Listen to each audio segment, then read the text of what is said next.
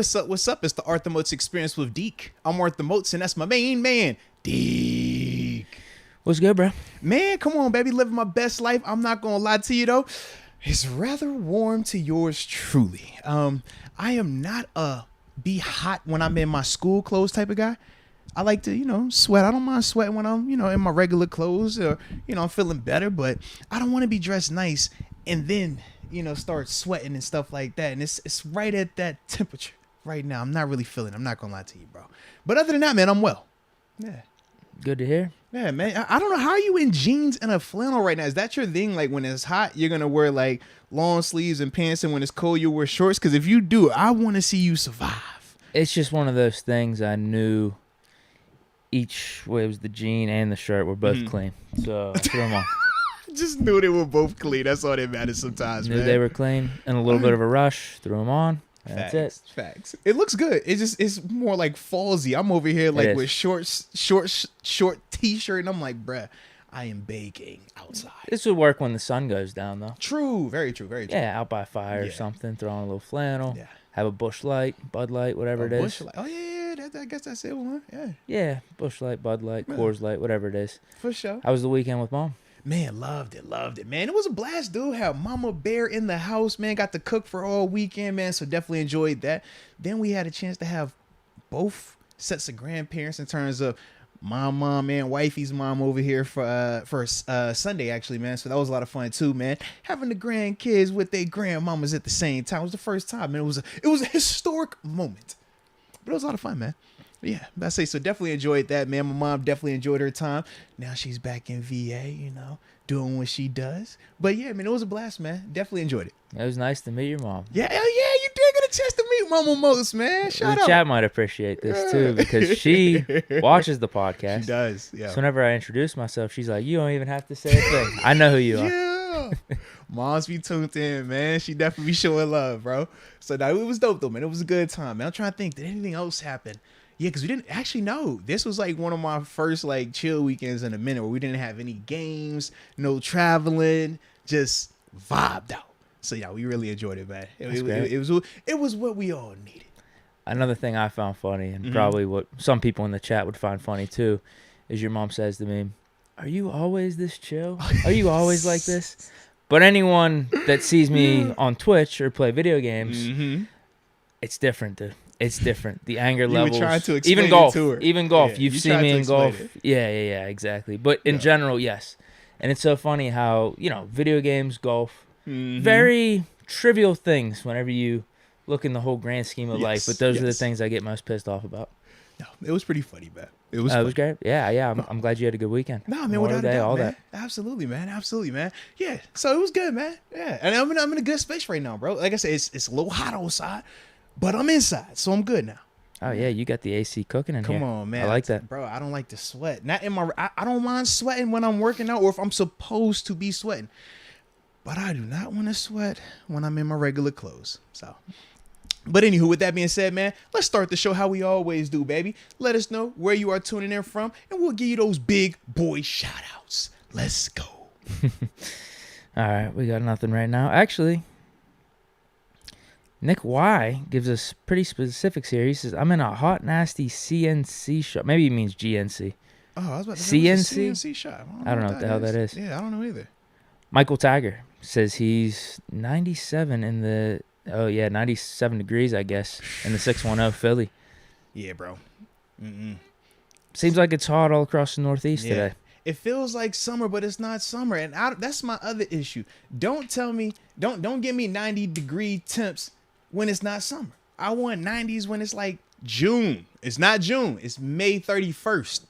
It could be this hot tomorrow. It's not today, bro. I'm a simple man. Definitely a simple man.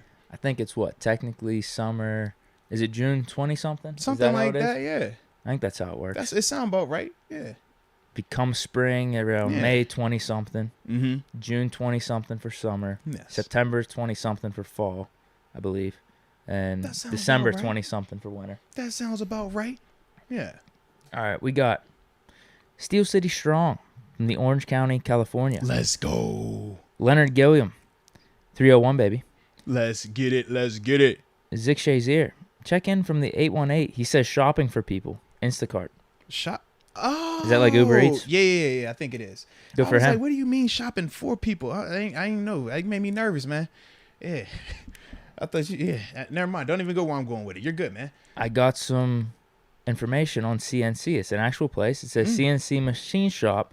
Quan Black says CNC is soda from Jersey, PA, and NY. Okay. Learn some stuff here. I did not know that either, man. But I'll be like it. We got some 412 action here. Tyrone Smith and also King Hutchinson. Let's get it. Trina Steel Diva sweating in Stone Mountain, Georgia. Holding it down from Trenton, New Jersey. And also Honolulu. It's 86 degrees and getting hotter. Tell you, bro. It's that time of year, man. Hot season. Hot season. The heat is living rent free in people's heads right now. It's definitely got me. I'm emotional. What is it? I am mentally weak when it pertains to heat. That's not like my forte, man. Okay, it's called CNC Blue Soda. That is interesting. I've actually never heard of that before. I haven't either. I remember when Pepsi tried to do blue soda. Do you remember this? Like way back. Like I was a kid, so you were a little older than me. You might remember this. Yeah. They came out with a blue Pepsi, and it was terrible. It was so bad. Yeah, and I guess I don't remember it like that because I'm trying to think. Growing up, we weren't really on the dark sodas. No way. Yeah. It was. Yeah. I mean, it looked like blue Gatorade. They just got it was blue Pepsi. It was terrible. Q, what's up? I mean, 684. I mean, what it do? What it do? Let's go. Rod Dulles, the 330, Youngstown, Ohio. Share a line, baby. Let's get it. Let's get it. All right, let me see. AE. Oh, yeah, I just read the same thing you was reading. Oh, no, I got one. Here we go. All right, we got Wendy Johnson. Shout out to Wendy Johnson. Tuning in from the 562 Long Beach, California. She says, chilling. Hope all had a nice weekend. No, we definitely did. And I ain't gonna lie, seeing the name Wendy Johnson, I just instantly, because I've been watching the Ozark. Well, I just finished watching the Ozark, which is a Netflix series. But one of the main ladies is named Wendy Bird. She's crazy. But it's a dope show, and it made me think of Amber her. Heard vibes. No, crazy in a more different way. Not in that way. In a think like a, evil lady running for office, hanging with the cartel. We killing people. We gonna make whatever happens. So low key badass too. Yes, but acquired taste though. Okay, definitely an acquired taste. But it just made me think of her when I saw the name Wendy Johnson. So shout out to Wendy Johnson and Wendy Bird out there, man. Yeah, don't come for me. I'm on your side. Anywho, all right, let me see what else we got over here, man. We got Clemens Productions 575, kind of like the 757, but he's the 575 from Las Cruces, New Mexico. I've actually never heard of that before, but it sounds pretty cool, man. So shout out. All right, and then the last one I will hit, man, is Daniel Napier, the 617 in the house, about to get that chip. Also, diehard black and gold. Let's go. Now shout out, baby. Let's get it. Let's get it. Super chats. Sounds about right. Come on, yeah. Hold on, Max Cable, because he's familiar with the Wendy Bird. Okay. He's familiar with the Ozark. What's he say? He says, facts, R.I.P. Ruth. Ruth was a savage little young lady. Deke, you would have liked her. I think she would have been your type, bro. But she passed away right at the end, man. She was in that thing. She was ratchet, bro. I'm telling you. So I wouldn't like Wendy, you don't think? Nah, Wendy's more like corporate. Think corporate bad guy versus like that backwoods, don't care, just with it bad girl. You know what I mean? Like, that was Ruth. People like Ruth. Ruth was a vibe. I could see you as a Ruth type of, I could see that in you, But she did pass away in the show. So yeah, R.I.P. to Ruth, man. Shout out. That's sad. Yeah. But now we're done, man. Kyle Monier. Yeah. He says, what's good, boys? I'm lit today. The Celtics are in the NBA Finals. Thanks. Jays finally made it. Boston, we in here. I guess he's talking about Jaylen Brown and Jason Tatum. Because part of me thought he's a Blue Jays fan, but who would be a Toronto Blue Jays fan? Facts. Best sports feeling I felt since Joe Hayden picked off Brady. I want this feeling for the Steelers bad. Nah, man. We can make it happen, man. We can definitely make it happen. We're on our way. OTAs the first step, man. OTAs are the first step. And we'll talk about it today. But I like what I was We got seeing. some inside scoops. You know I got you on the inside scoops because, like I said, and as we've already talked about, regardless of where people get their information from, ain't nobody going to have the information like yours truly right now because I'm the only one next to my co-host that gets to sit there throughout the whole practice. Not the beginning part, not the end part where people come in and by the time they realize Deontay was at practice, Deke had already been known that, been reacted to that, been had a conversation. That's, you know how I go, man. Yeah. You know how I go. Yeah. Well, how early was that? Bro, 9 or 10 They o'clock. ain't even I started knew. practice yet. I was, because that's what was happening for me. Because Yeah. you told me, and I was just searching Twitter to see, like, Mhm. is that information going to get out at Yep. some point It today? had to wait, man. And it finally did, probably Yeah. about 3 or 4 hours later. Had to wait on it, man. Just like middle of the day. Yeah. Calmonier says Deontay is back. Mm-hmm. And TJ is a 99 in Madden 23. Hashtag about damn time. Facts. I found he was 99 by you, man, on your Twitter. Yeah, when you I don't know if it's confirmed.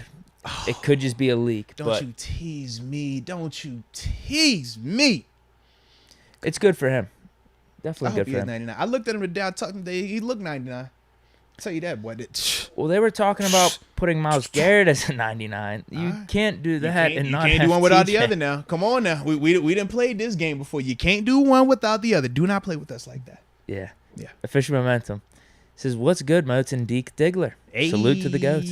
Let's go. Also says, Najee called out the media about his size. Uh-oh. What'd he say? Because I know when he came talking about the size, we knew some things. What was he talking about? What'd he say? So here's what I'm seeing on this Pro Football Talk tweet. Najee Ooh, Harris what says he weighed 240 as a rookie, denies he gained a lot of weight. Mm.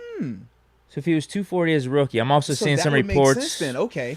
saying he's 244 right now. So- So it's only 4 more pounds. Yeah, so this makes perfect sense now in terms of the clarity of everything. Okay. All right.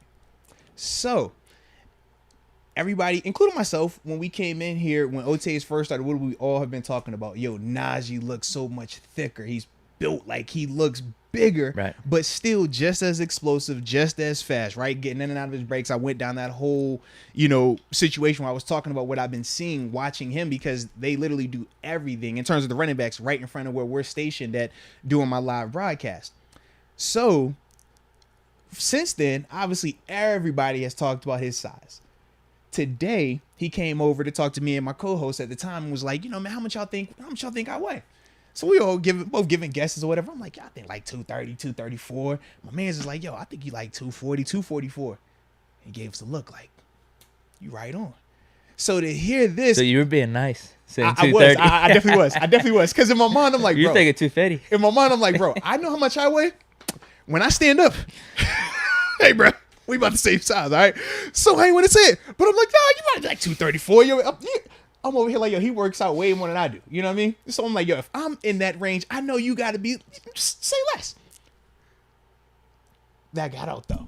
We put 244, which makes sense, though, in terms of why he wanted that information out. Because if everybody's saying that he's bigger, and it's making it seem like, yo, this dude's 250, 260 or something like that, well, that could give off the impression that he is overweight or in some cases too big, too heavy. But in this situation, with this context, knowing that he was 240 a year ago, him saying that he's 244 is literally a 4-pound difference, which is not significant when you're talking about Najee. And to see the physical look the way that it looks, and I'm telling you firsthand how I see it, and that's why I talk about it the way that I've talked about it, that's even better, because now you're telling me that this size that we're seeing is just more muscle. It's not body fat. It's not added in terms of weight. It's just more muscle. So if that's the case, well, it's even better that he's looking the way that he's looking, because as I've told you, I saw him today again, saw him last week, multiple times. The dude looks more explosive this year than he did a year ago. The dude looks more fluid in his hips this year than a year ago. The dude looks faster this year than a year ago. And if you only tell me it's a 4-pound difference, man, oh man, I'm even more loving it now, bro. It looks like a 10 or 15 pound It difference. does. And that's like the way I communicated it to you, and the way all like people that have had a chance to see him in person, we all felt that he was like, yo, he got to be 250, 260. Like this dude. And it's all lower body, though. It's waist down. Bro, his hamstring looked like that. It's crazy. So, but with that being the context, though, I do like that a lot, man. I like that a lot. I like it even more, like I said, because it's only a 4-pound difference, man. Sounds pretty calculated as well. Oh, absolutely. Absolutely, man. Fish momentum. He says, rest in peace, Jeff Gladney. Yes, man. That was tragic, dude. Obviously, for those who don't know, Jeff Gladney was a first-round draft pick of the Minnesota Vikings in 2020. This offseason had signed with the Arizona Cardinals. But, yeah, he passed away Sunday night, early Monday morning time frame, man. Him and it was a young lady in the car with him. Car crash, though. Yeah, they both passed away, man. It's tragic. I don't know a lot of the details of what all transpired, but yeah, anytime, you know, you're losing your life in your early 20s like him and the young lady, I mean, it's that is just sad. It's very sad. And to think, man, this is another professional athlete, man, gone too soon. What, has it even been a month since Haskins been passed away? Probably a month. Like right about that time. So, I mean, it's just, like I said, it just sucks, man. Definitely sucks, bro. Absolutely. Yeah. AJ Martinez says, mothers are number one. Pickens, along with Flash, 19 Jr. So I guess he's talking about Calvin Austin. We got to talk him today. Yeah. He says, number one time to claim our 7th crown. Let's go beat some ass Steelers. Let's get God it, man. bless. Let's get it. Let's get it. Oh, and I think we skipped one. Official momentum. Oh, yeah. Yep, you got him? He says, right. Y'all check the Instagram and email inboxes. Hashtag my Steelers stories. I felt like I checked the email last time we talked. I haven't got a new unless you sent a new one. I haven't seen a new one. Me? Did you get one? Let's say because I've checked the last email. Yeah, I've been relaxing this last weekend. Haven't really been checking up as much on the digital stuff. For sure. Hey, man, sometimes you need that, though, Trying to escape a little bit, Sometimes you need that, man. Hit the golf course. I tell you what, man, you hit the golf course. I hit the green, too, man. I was sitting on the back porch last night, man, just vibing out, listening to Bob Marley. Sounds like a great Memorial Day. You know it was a great Memorial Day, bro. Come on now. Official momentum. He says 100 days till NFL kickoff. I mean, that's pretty much 3 months. Hey, Bills, Rams. I was going to say, who's opening that? Who's opening the season? Oh. Is it the Thursday night game? Yes, it is. I don't know if it's Thursday. It has to be. I mean, it's got to be out in L.A., right? Yeah, absolutely. It is. Big game. Yeah, absolutely, man. Start the season off, man. Official momentum. Not for me. I can't stand you. I thought I was going to slip that in. You was, not for me. All right. I thought it was too good of a joke just to throw in there. Jeez, just rain on my little parade. Here. How about this one? A Vegas lawyer says Goodell may be fired. Hashtag John wins. Maybe they're talking about Gruden. Oh. Because did you see where initially the NFL was trying to get his lawsuit thrown out, and apparently a judge ruled that it is going to continue on. They're not throwing it out. That's what I heard initially, too. It looked like John Gruden was going to lose. Mm-hmm. They were dismissing it. But you're saying there's been a resurfacing. Yeah, this would have been like... I'm not seeing anything on Google right now. I just typed in John Gruden NFL. But I'm seeing the stuff about... Yeah. Judge. Oh, yeah, no, you're right. Yeah, this is 6 days ago. It's just a while ago. Mm-hmm. I'm sorry. Well, Judge denies... It's recent because a week ago. Because he put the lawsuit in when he got fired during the season. Right. So that's when it happened, and they just now got to it where they made the decision on, them allowing him to continue on with his lawsuit. So when did they say they were going to dismiss it? A couple weeks ago, then. Correct. Probably. Yes. Mm-hmm. But then 6 days ago, here's the headline: Judge denies NFL motion to dismiss John Gruden's lawsuit. So I'm sure there's going to be more stuff to come out with that. So that's probably what's going on, because the more it goes through litigation and stuff like that, the more of the NFL's investigation and the NFL's findings are going to have to become more transparent through like discovery and stuff like that. So that's probably what he's referring to with the whole Goodell thing, because at the end of the day, Goodell will be the fall guy. That's just how it goes. Yeah. NFL owners aren't getting got like that. He also says Lion King was the B movie, Pocahontas the A movie. Oh, no. Pocahontas was dope. It's the cartoon. I mean, I haven't seen that in a while. I've definitely seen it. Okay, I mean, probably I was 4 or 5 years old. Okay. I've seen Lion King in some capacity more. You know, recently Pocahontas is than a young Pocahontas. lady, though, right? Yes. Okay, as long she's a Native American, yes. right? Okay, as long as you know that part, we're good. All yes. right. But man, like, Pocahontas was dope, man. I ain't gonna lie, it was dope. For me, I couldn't get into it as much because like it was very sappy from my perspective. I like the whole love story. Her and John Smith or Cocoa and all that stuff. But it's too lovey-dovey. Lion King, they were animals, so I never really looked at them like, oh, they really in love. It was just like, yo, these bunch of animals roaming around getting after it. So Lion King, I still say Lion King's the B because I personally have Jungle Book as number 1. But that's just me. So anywho, but shout out to you, man. You can get me on my Disney kick like this, man. Shout out. Nick White, look up CNC Haas VF4 machine. I build hydraulic parts for pumps and motors. Are you more into that? I mean, you're probably more into cars than me, right? But that's kind of dope, though. I mean, I wouldn't know to like that extent of like what's a good brand versus not or all that type of stuff. I'm not gonna sit here and lie like that. Okay, here's a picture for you.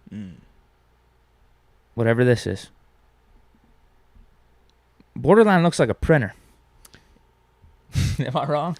True, but he never said what type of motors or pumps. He never said what it was for. I'm not saying it's bad or anything, but yeah, you just jumped to say cars. I'm like, bro, I don't feel like that's cars. That doesn't look car-ish to me, man. Damn, this thing's like 100,000. Do you want to just buy it and do what with it though? I don't know. I'm just gonna put it behind us. It'd be the new backdrop. Yeah, I don't know what it does. We might have to hire Nick Y just to do some shit with it. It's 100,000. You want to just buy it? Like, bro, don't put that on me. You buy it, dang man. Official momentum. Y'all see Benny Snell's New Jersey concept? Did you see it? No, I did not. I don't really like it, to be honest. What you mean his New Jersey concept? I guess he did a podcast, and the dude that was interviewing him asked him if you had to make the Steelers jersey from scratch. New Jersey. See, when I'm looking at the screen, it said New Jersey, like New Jersey, the what I'm saying, like the state. I'm like, bro, wait a minute, like, No, this isn't it. This isn't it. Hold on, I might have to go to Twitter. Man, I just see, Benny look good too, though. Yeah, let me go to Twitter real quick. Yeah. All right, I'll read the next one while this is searching here. Steelers Nation on Fire says, what jerseys should the Steelers bring back? What? Oh, what jerseys? What jerseys? Yeah. It was 1T. 1T is what? 2 T's is what? All right. Because I went there with you. I was like, bro, is it what? There's a should what? the Steelers make a new jersey?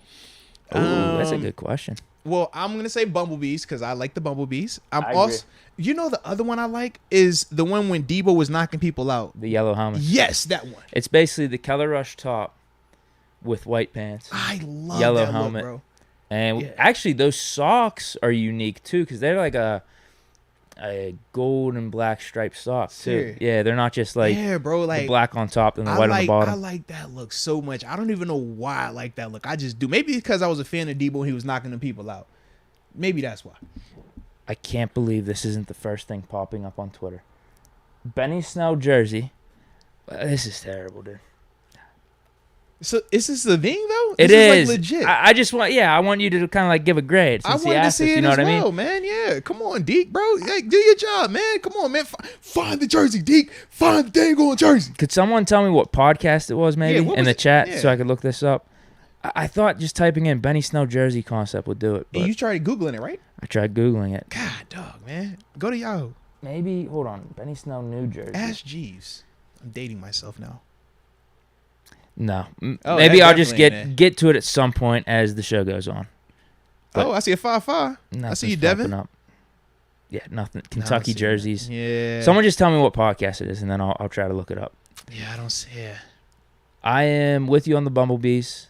I would like the yellow helmets. I'd like that concept coming back, What too. about an all-white? I like that. I seen that from the 60s. I really like an all-white, bro. Looks really cool. You know what I actually really want back, too? Is the gray face masks. No, I thought that as well. I definitely like that. Yeah. You know the other one though? I can't remember seeing anyone in it. Maybe an old Heinz Ward picture, but it looked like the NFL Europe crest. You know what I'm talking about? Where it was like, yeah. I know what you're talking about. Like I think those are from the 60s. Yeah, too. I don't know when it was from, but it was like I always remember seeing it when I was in the facility, and it was one of them uniforms. I'm like, man, I think that would be just a dope look because it's so different. Yeah, definitely like that. More jerseys doesn't hurt, in my opinion. I would agree, but makes it more fun. Goes away from people's tradition. As long as they're the ones we've used in the past, I'm fine with it. Yeah. Coming up with new jerseys is tough for the Steelers. It's almost like coming up with new jerseys for the Packers. Like the Keller Rush works. I would agree because it's really cool, really badass. Man. Fits with what the NFL was doing anyway because it was across the league Keller Rush. And they did the similar thing with like the Packers when they did Keller Rush. I don't even think they changed the jerseys. They just threw the white pants. Like you want minuscule differences if you're gonna make them. But I'll tell you going forward, and I'll tell you this too, man. From like my experience as well, man. Being a part of two organizations, one where it did become a little bit more geared towards the bells and whistles, multiple jersey combinations in Buffalo. That was a cool concept during that time, but it was more so because, man, it helped take our mind and take the fans' mind off of the lack of success that we were having. That's kind of how it would feel at times. Like, oh, we got a new jersey for this week. Oh, we're going with the alumni jersey from this week. Oh, you get new helmets. We're like, all right, this is great. We still losing though, but this is great. Like we had all these different combinations, man. Oh, we're going to go with the white with the blue. We're going to go with the blue with the white. We're going to go with the all blue. We're going to go with the all white. Deep. We're going to hit them with the red next. And we're going to change the top with the red. We had all the combos, bro. But it was like we weren't winning. But then you come to Pittsburgh, bro, I literally wore 3 jerseys here. No, 4, excuse me. home black, home away, then the Bumblebee and Color Rush. That was it. We didn't have a whole bunch of, what are we wearing this week? Is it this jersey with these pants? Is it these pants? Like, none of that, but we didn't care because we knew, like, yo, we're coming out here. This is our look. It doesn't matter about all that other stuff. We want you to know what we look like. We're not trying to surprise you. We ain't doing we're going to warm up in this uni, come back with a different uni when it's game time. None of that. Nah, this is who we are. And that is a part of the Steeler tradition. That's a part of like the Steeler way, I feel like, in a sense. So that's why it's like, as much as I do want us to implement more of the jersey stuff, I can definitely understand like why they decide not to. Kind of like with the one logo on the side, instead of it being on both sides. It's just like, that's still a tradition right now, man. It just is. Like, imagine if we showed up out there with 2 logos on our helmet right now, bro. Can't do it. We'd be like, yo, what is this? Like, no, I don't care what you've done. Like, take that sticker off now. That's just, that's part of it, man. You're 100% right. Yeah. And if we did go gray face masks, then you'd have to go back to the block numbers, I think. Yeah. Which I'm fine with. I think it'd be a cool thing if you just left this italic number with the Ben era for the most part. Okay. See, I've never even, because I know you pointed out this difference with the numbers, and now I can see it in terms of like when I was playing with Ben, it was curvier, whereas the block is definitely that. But I just never understood like what made the block numbers, like why are they so like for that, the nostalgia with it? Like what was going on during the block number era? That was the 70s, 80s. That's basically been the number style for most of Steelers history, actually. Okay. They changed it, I want to say late 90s or early 2000s. Okay. So it's been these italic numbers for the last like 20 years. But most of the early Steelers history was the block. Okay. Interesting. Yeah, and you got to even think that diamond one that you were talking about, I think those were block numbers. So this is probably since Steelers started, they've always been blocked, but they probably didn't have the stripes on the sleeves because of those early styles. But and I was gonna say, not to cut you off, but Black and Marty for the jersey. I got concept. it up. Oh, you got it? I say, I just saw him send it. So yeah. Oh, I like the colorway. I don't. Is it a little too busy? It's the too much. Bridge is a little busy. If it was the black with the outline on the numbers, though, I like that. Yeah. I like. Honestly, wait. Why not just do? Because you see it, right? What's cool about it is man. the Color Rush helmet. The helmet, yeah. Not the Color Rush helmet, but the gold helmet. School helmet, yeah. The gold helmet. That helmet, man. Just make it the Color Rush jersey. Color Rush jersey, gold helmet. You're good to go, bro. That's it. But he got the logo on the side too. You can't have that Steeler patch on the side. Why not? No. What's that VC2 thing? I think that's the dude's podcast so brand. I would take that off. That stuff's not making the cut. Take that off. Put the Steelers logo there. If you want to put anything on the left crest, you can do that. But other than that, man, I'm taking the bridge off though. I can't have the bridge up. Do you like? What would you say I this like style outline, is? though. This is like a nugget style. Yeah, because I that's don't like not that really either. rounded. It's not really blocked. But the shoulders. Look at the shoulders though. Doesn't make sense. Yeah, they definitely just took the color of his jersey and then just did the little screen and then it. The numbers aren't they didn't consistent. detail the work. Yeah, detail your work, man. Maybe that's how he wanted it though. Maybe he wanted different numbers. No way. But it goes to our point. Then that's way too busy. Yeah, that's way too. If you kept it with the black number outlined in gold on the black jersey, you got the Steelers logo on the right crest, and then whatever you want to put on the left crest, or if you want to leave it blank, you could do that. Stripe on the side like normal. Gold helmet, man, I think it's fine. So you're saying you could even switch up the colorway then? Yeah. Of the Color Rush. Correct. Make the numbers black with the yellow outline. Yeah. Mm-hmm. Like that's how I would do it. Just make it as a different jersey. But I like the gold helmet makes that thing pop though, bro. Yeah, I think we should do. And I want to keep the face mask black if we do go. Isn't this the first year that we can do different color helmets since, what was it, 2011 or 2012? Yeah. That would be sick. Year, yeah. Just take that gold helmet and put it on the Color Rush jerseys. That would be sick. Them yellow ones, bro. I love that yellow. Don't helmet, even bro. switch the pants to white. Hold on, stop. You can't say yellow helmet. It's gold. It's gold. Black and gold. Come on. Yeah, I wouldn't even switch the pants. Just the Color Rush jerseys as is. Add that gold helmet. That would be badass. Yeah. That would be really badass, bro. Too much. Too busy though. Way too busy. And the other thing is this, with man, the bridge and the colors. I don't want to play ball, but whenever they get new unis or new helmets and stuff like that I didn't get a chance to wear, like seeing just the thought of them putting on that gold helmet, I'm like, bro, I need a picture in the gold helmet, bro. I ain't got one of them. Like, throw it on. Man, you need to grab Devin Bush's with the 5.5 on it. Chill, man. I don't want no beat, man. What do you Devin mean? was running around fast today too, man. I know. He was running around pretty fast. I don't want no No, fouls, man. I'm not saying you take his helmet and replace his spot. I'm saying just ask him to take a picture. Well, I just wanted to clarify because people, people be looking for people out here. Maybe. People be looking for people out here. You better be careful in these streets. You might be right. You're best to be careful, man. Official momentum. He says, I got Lynn Swan stories too. What? Black and Martyr giving us some support. All right. Shout out to Black and Martyr. But official momentum, man. When we open the phone lines up again, man, make sure you call in. Because last time he didn't even hit us up. Remember that? That's crazy. Yeah. He didn't even hit us up, man. Johnny Popham says, Deke Poo, making OnlyFans. Whoa. Wait a minute. Secret admirer. No thanks. He got pass you on his mind. Chris Mack, now with Deontay's emergence, who do you guys think will be the clear-cut wide receiver 2? Chase has a huge chip on his shoulder, but GP, George Pickens, is intriguing as well. Man, he said GP. I started thinking Kirk Franklin. I started thinking Gary Payton. You ain't Gary Payton. I was like, Yeah. GP, are you with me? All right. But that's a good question, man. Chase definitely has the advantage right now. I think just with the familiarity, obviously, with the offense and stuff like that. But do not sleep on George. Trust me. We'll talk a lot more about him. Just, once we get through these supers and stuff like that. But yeah, George, I expect him to be coming along a lot faster. Just based off some of the stuff that I've been seeing from him, man. I'm liking him a lot. Definitely. How about this one? Ty_2. Enjoy the show, guys. Moats, can you name a DB that could match up with AB while in his prime? Plus, what's your thoughts on Brady and Rodgers' comments on Allen and Mahomes? Whew. All right. You pull up the comments from Brady and Rodgers. In terms of the DB that could match up with AB while AB was in his prime, it was only one corner that I thought realistically gave him issues and where it wasn't necessarily scheme related. Because New England could give him issues, but it was always scheme related. They were going to make sure that they had eyes, swung coverage, and just did a lot to take away AB. But it was never just a one guy that I thought could just take him away. But what I will say is when we played Seattle, was that 2015? I think it was 2015 or 2016. We went to Seattle to play them. Yeah.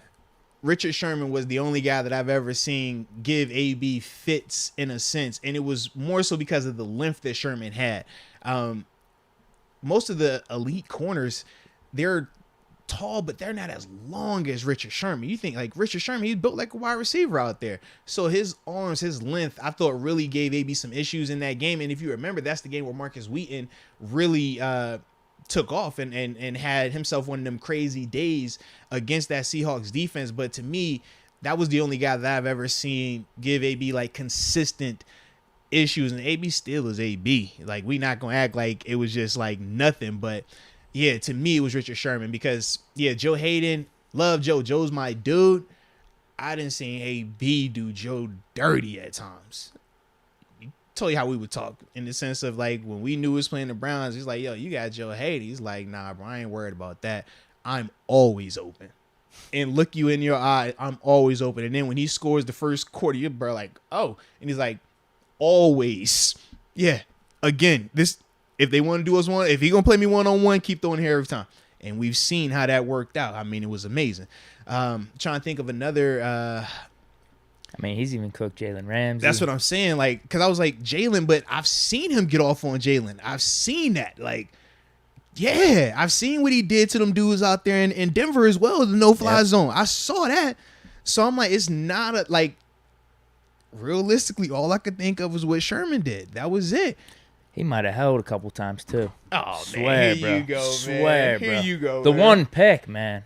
Do you remember that? Like, I mean, I do, yeah. been through it, and like Yeah. Sherman's literally like holding on to AB. I'm I know. like, come on, man. I know. Throw a flag. I know. But that was like, he's the only guy. Because I never got the chance to see AB versus Revis. Like, No. I never saw that. I've seen Revis plenty of times, obviously being in the AFC East. And I've seen Revis get cooked. I've seen Stevie Johnson cook my man Revis before, but I think AB still would have had success because AB didn't have issues with small corners who were laterally quick.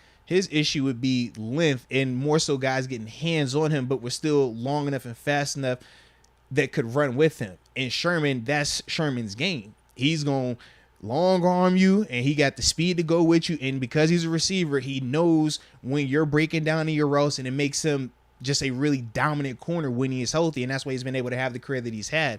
But when you're talking about just trying to out athlete AB, you're not getting that. And that's when you're talking Jalen Ramsey. That's when you're talking about Joe Hayden.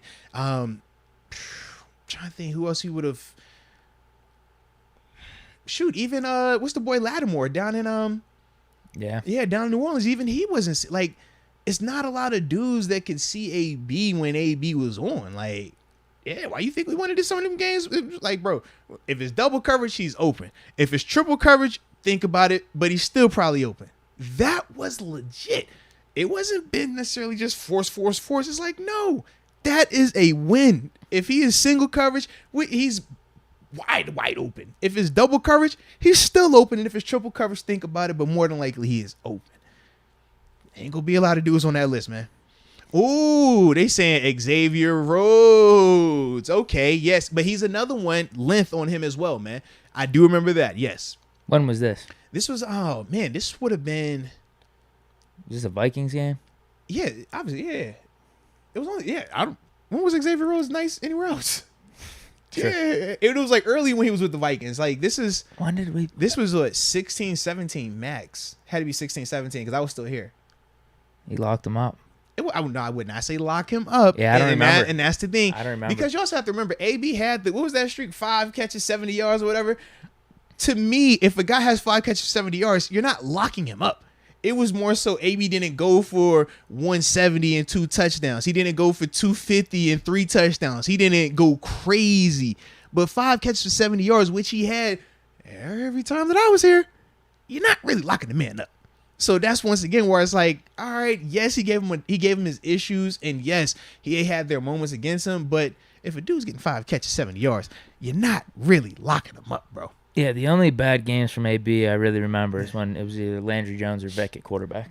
And even then, he still had his 5 catches for 70 yards. That's like 5 for 70 for any other receiver. We're like, yo, that's a good day for him, man. Yeah, that dude, he produced. He did his job. It's just AB, we used to, 7, 10, $150, 200, 2 touchdowns, 3 touchdowns. But yeah, man, AB, man, I'm just glad that in my lifetime I got to witness that type of greatness every single day. Seeing the players that I got to see every single day, man. There'll be days we just sit here like, bro, look at this. Like who can stop this? It's nice, man. I miss it, bro. I miss it. There's that one highlight I see on occasion. Bro, I miss it as well. It's been times, bro, I'll be sitting here and they'll play like, and I don't know why they always pull up that old Cowboys game. We played them the Zeke game his rookie year. But every time I just be watching, I'm just like, bro, we had something silly. Like, oh my goodness. Yeah, man. There's a clip I see every once in a while, whether it's on Twitter or Instagram. I think it's before the Broncos game in 2015, where they had the no-fly zone, best defense. Yeah. And Tomlin says, hey, we won the toss. We're getting the ball. Yeah. And then Ben says, what do you mean? Like, they got the best defense. Tomlin goes, I got you. Like, that got me amped up. I'm no like, question. Man, that was that era. And we all felt that, too. We always felt like, yo, ain't nobody y'all messed. Send them in. Man. Oh, I missed that. And then when you get to, man, I think of Washington was opening. He started bro, just think about how outlandish some of those like moments were, bro. Or when he first did the oh my God. Come on, man. Jumping on the field goal post. Come on, man. Almost hurting himself. Scaring the lady. The front flip into the end zone and landing it. Oh, man. Come on, bro. You making the nostalgia hit because it hits. It hits, man. Oh, man. Yeah, those some good days, bro. You want to hear some of the smack talk now? What we got going on, man? So yeah. What's the other part of this Some of this is old. I saw one of these vids on TikTok, but here's this is Aaron Rodgers to. Oh, is he talking to both of them? Nah, this is just in general. He just says it's Aaron Rodgers before Capital One's the match. Here's his quote. Yeah. calls Mahomes Kermit the Frog and Josh trying to shit talk me and Tom. Come on. Next one. This one's pretty funny. Here we go. Tom Brady to Josh Allen. Josh really hasn't backed up much on the football field in his career, especially playing against me. Ooh. Fair enough. Here's the ones that I saw today, though. Fair. Here's the one, and this is just Tom Brady talking smack to everyone. He basically said this. I'm going to be paraphrasing here. Okay. But it looked like they were about to be doing like some chip shot competition, and they had receivers set up with like a net in their hands, like where you're trying to like chip the ball into the receiver's hand. They're trying to get creative with whatever. But Brady's like, yeah, that's my receiver. Like he's not leaving me. Oh, I did. Yeah. So he's talking to Mahomes, saying like, Tyreek Hill, where's he at? He left you. Same thing to like Rodgers. And then he goes to Josh, like, don't worry, one of your receivers are leaving too. But then how about this? One of the top comments on the YouTube channel. Justin says, I got to give him credit for this one. None of them had the balls to respond with AB left you. Ooh. Oh, yeah, yeah. Because I'm over here like, you're right. He ain't had a receiver leave him. Actually, he has. He just had so many. He had a super team. Yeah, and he left him in like, spectacular fashion. That was the comeback right there. That would have shut it down without a doubt. But I guess this match is tomorrow, June 1st. That's why you're seeing a little bit more of this stuff. I don't know if I'm going to watch or not, to be honest, though. I don't know if I'm going to watch it, man. When you say it was again? You said this... Tomorrow. Yeah. June 1st. Oh, yeah, I'm definitely not watching. I got to travel tomorrow. Yeah. I got to work and travel tomorrow, bro. I'll definitely see some of the repurposed content that NFL uses for social media or whatnot, because I'm sure there's going to be some pretty good back and forth, but just sitting down watching the whole thing, I'm good. Yeah. I'm good.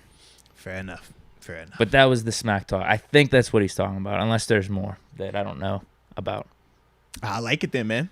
All right, so that was... All right, GP. We already read that one. That was Ty _ Talked about AB and the trash talk. Fish Momentum says he sent it the past weekend. Moats. Oh, all right. Well, yeah, I have to look into that then, man. Yeah, I was. I did not check on like Saturday and Sunday. Mama was here. You know when Mama here, I ain't doing nothing. But I did check though Friday before she got in. I did definitely look. AJ Martinez is talking about week 1. Says no mercy in Cincy. Steelers 20, Bungles 13. Let's get it going, man. Heck yeah, let's do it. I like that kind of score right there. Come on, man. We want to smoke early and often. All right, we got next one is the VC Art Twitter one. Yep. We already did that. Looked at Benny Snell's jersey concept. And then we got Official Momentum says, call me today, then bet. Oh, he's talking about the stories. He wants us to call him. Call him up, man. Huh? You call him. No. You silly. No. Not right now. Not right now. We're working. Can't call right now. We're working. We're on the job. I get what he's saying though. He's just like, all right, like I'm down to give the stories at any time. He's saying I missed out on that portion. I'm sorry for that, but like call me right now if you want them. Versatile, flexible. Exactly. Like he also says he's got Revis stories. From Pittsburgh, Aliquippa. He is. Went to Pitt. Who knows what type of stories he's got? He might have some like real legit ones. Exactly. I like it. All right. That's it for the super chats. So shoot, man, let's get it popping, man, with this first topic. And we got to talk Steelers OTAs. Now, this was practice number 4 for the guys. And for me, man, I will take a sip real quick, too, because I feel like I'm about to talk for a little while. If that's all right with you. I'm ready to hear it. All right. Inside scoops. I came in, guns blazing, and said, how's today? How's OTAs? And we started talking about a bunch of stuff already. You definitely did, man. I'm excited to hear. Yeah, so I thought my initial thing that I left away with today was I thought the receivers won a lot today, man, in terms of not just getting open, but down the yard, stretching the field, man. I'm talking 20, 30 yards downfield, but great separation where you could look and see, hey, man, that him. Two dudes very clearly to me that were separating themselves was George Pickens and the other was Calvin Austin. Like watching them, man, stretch the yard versus multiple guys, multiple corners that we've had out there, and not young corners either. They definitely were having success. They were having their way at times, man. It was really impressive. And watching them work, doing some of the drill work also, I definitely underestimated how much, like how fast and how good Calvin Austin's hands were. So watching him today, like I said, just more intently, seeing him getting out of his breaks, it's a real belief that, he is going to be able to cause some issues when you're talking about him in the slot, just because of how fluid he already is as a route runner when I'm watching him. But watching his hands, man, I thought the three dudes that really jumped off to me today in terms of just hand catching: George Pickens, Calvin Austin, and your boy Anthony Miller. Anthony Miller, bro. My boy. You've been hollering about him since when we had picked him up. You was hollering about him. Someone to watch out for. No, without a doubt. But watching Anthony Miller and Calvin Austin, it was dope because they're very similar when you're watching them. They're very similar in their build, but the difference is obviously Calvin Austin and his speed. But watching them both, I'm like, man, I can see either one of you guys being that slot receiver for us. I'm leaning a little bit more Calvin just because of the speed element. But, man, I thought that both of those dudes, man, really showed nice, consistent ability catching. I'm talking nice, hard, footballs away from their body while they're going against the grain, which isn't always easy. And I thought that they were fundamentally sound in terms of consistently looking that ball in, consistently having the eyes on it. Some of the stuff that we've talked about with Deontay in the past, when he was really having those drop issues, it was like, man, it's not that he doesn't know how to catch. It's just more so a lapse in judgment, just a quick. Looking to make the next move. Absolutely. Instead of securing the catch first and then going on. So, when I was watching Calvin, I'm watching Anthony do those things consistently, George as well. I thought that really jumped off the screen to me, man. And it was something that I was really impressed with. And they did it consistently, and they have been doing it already in practice. It was just today I said, man, I really wanted to just hyper focus in on them and just watch how they worked and stuff. Was that because this week they were going to start opening up a little bit more for quarterbacks? Because you mentioned that last week. Yeah, so last week it was a lot of timing routes. It was a lot of to the flats. It was a lot of stop routes, which are essentially 5 to 10 yards where you run full speed and then the receiver will just stop on the dime, turn around, ball should be there. They weren't really stretching the field, but that's on par with with Coach Tomlin and ultimately how he likes to just introduce offense, defense, and the schemes and the concepts and stuff like that. But today, because it started week 2, we knew, or at least I did, that they were going to be taking some more shots down the field. They were going to really be challenging the defense. And seeing how the corners had success last week, I definitely felt today that they took their L's today, man. But the thing was, it was unfortunate because the endings weren't as pleasant as I would have liked them to been in terms of actually completing these. There weren't drops, but the ball wasn't consistently where it needed to be. We'll just leave it at that. But as a whole, though, was it Mason? It was multiple quarterbacks that took part. It wasn't Pickett, right? It was definitely not Pickett. It was multiple quarterbacks that took part in today's affair. Okay, I'm gonna leave it at that. Last week, it was a great week for them. I thought that they were dinking, dotting, ding, ding, ding, spraying that thing the way you want to see it spray. In fact, you saw it. I even sent you the vid. Yeah. Today, it wasn't one of those moments for the group. But that's a part of this time of year, and I do enjoy that, actually. I want to see, okay, when you have great days, cool. It's easy to put together another great day. But what happens when you have a bad day? What happens when that day you're not hitting on every throw, you're slightly over, you're slightly off? How do you respond the following day? So that's why I'm even more excited to see what it looks like tomorrow when I'm out there, because it's like, yeah, they're going to look at this same tape. They're going to see these same throws, and they're going to say, okay, man, well, what are we going to do? Who's going to rise? And that's the part for me that I always enjoy about this time of year. And that's the same goes with the DBs as well, because last week I thought the DBs were really on their stuff. I thought the DBs won a lot of those days in terms of the practices that I was at. I thought that they were just the more physical, the more confident, and just making more plays on the ball. Whereas today, that top was getting taken off a little bit. And that's the part where it's like, okay, we all know we can't have those type of plays. So how do you respond to it? What is going to be your adjustment? How do you adapt to the speed, the big speed of George Pickens? How do you adapt to the crazy small speed of Calvin Austin? Because that's some of the stuff you're going to have to deal with. And if our DBs can't handle that, well, we're going to have to change how we play our coverages in a sense. But I think they'll be able to adjust. What about Deontay and Claypool? Oh, man, shout out to Deontay, too, first off, man. It was great to see him OTA out debut. there. It was great to see him out there. full report, I think that he looks phenomenal in terms of shape. Not overweight, not underweight. I still think he moves extremely well. Now, granted, he wasn't doing a crazy amount of stuff, and that was smart because when you're first getting back, you need to get acclimated. Whether you've been traveling or whether you've been local, but either way, you haven't been playing football. Drills, working out on your own, that's not football. Big difference. So to me, I think part of it was the team telling him, like, look, man, you're not going to be doing all this. You're going to do a couple here, a couple there, some drill work, and that's that. But from what I was seeing with him, I thought that he was still moving extremely fluid. I still thought he was catching the ball good with his hands.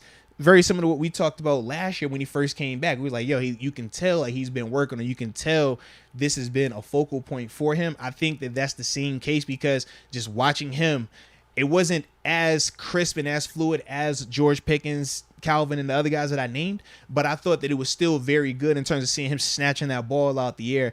And for me, I just need to see him continue to do that. If he continues to do that, everything takes care of itself. You're saying that not as an indictment on Deontay, no, not at all. More of how impressed you are with Pickens? It was more of a compliment for those guys. Yeah. It was like here's my question. Did Deontay look more crisp with it last year as opposed, or is Correct. this just how he is? Yeah, I think this is where he's at now. I thought last year was the big jump for him, whereas I don't think we're going to noticeably see a crazy jump from his hands last year to this year, unless you're talking about like the critical moments where he had the drops. Obviously, we respect that and we understand that. That's part of the reason why we're so hesitant to pay out that type of money to him.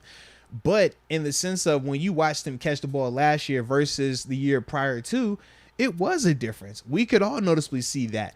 And I think that that's why it's not going to be a moment where I look at him or any of us look at him and say, oh yeah, his hands are way better this year.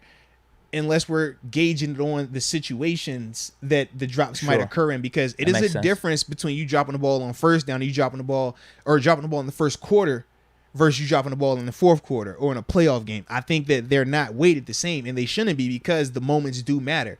But that's the part where I don't think we're not going to be able to tell that difference until it's a moment like that. Sure. Yeah. Claypool then. I thought today was a really good practice for Claypool.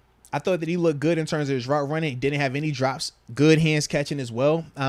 It's weird though when I'm watching him, because when you watch him run, he's big speed, but I keep getting caught in this trap of looking at how George Pickens' speed, and George just looks faster to me. So it makes me want, I'm like, all right, is he chilling right here? Or, you know what I mean? Like, what's the tempo? What's the cadence right here? Because George just looks a little bit faster to me. But I thought as a whole, man, Chase definitely had a really good day today, man. I thought, like I said, man, in terms of the catching, in terms of him just taking on that leadership role, you can definitely see it. He wasn't BSing us. No. Like, you can definitely see the guys go to him. He's the guy that's, hey, man, all right, they staying after. He's one of the main guys out there staying after. All right, they coming out early to do whatever. He's one of the main guys out. He's doing those things the right way. So I do see the leadership part. I don't know how good the communication is or what he's saying, because I can't hear that. I'm not privy to it. But from what I am seeing, you can definitely notice the him taking, that next step in terms of being that type of player now. Now, I had another question with Deontay Johnson. Yeah. It's not necessarily about his play, but with him being back at these OTAs, no shot we see any more disgruntlement throughout the rest of the offseason. He's a lock to show up to training camp, you think, then? So, excuse me. With the situation now, you have to remember, Deontay didn't have legitimate leverage because the Steelers still have him under contract for this year, and they can tag him after that. So this was what we call the soft protest, right? If you don't show up, it's not mandatory, so it doesn't cost you anything. It's not as harsh as you saying, hey, I demand a trade if you don't give me a deal, but it gets their attention. I think for him, he understands that, hey, he still has to play. Regardless of if they pay him or not, he is going to have to go out there and play and be his best self. So I think at the end of the day, you have that internal conversation, but you realize I need to work anyways. It's less noise if I show up. It's less risk if I show up. We talked about that as well. You get injured on your own, that's on you. Maybe you listen to the podcast. I mean, or information get out there to you, man. Trust me, it gets out. It definitely does. I daily. we're daily when I'm down there, I'm approached by, hey man, da da da da. Hey, what's up with that dude? You got her? I heard about. So yeah, we're out there. We're making a little noise. We talked Deontay Johnson through it. We're maybe. making a little noise, but like I said with Deontay though, I just think that now he understands that. Hey, look, man.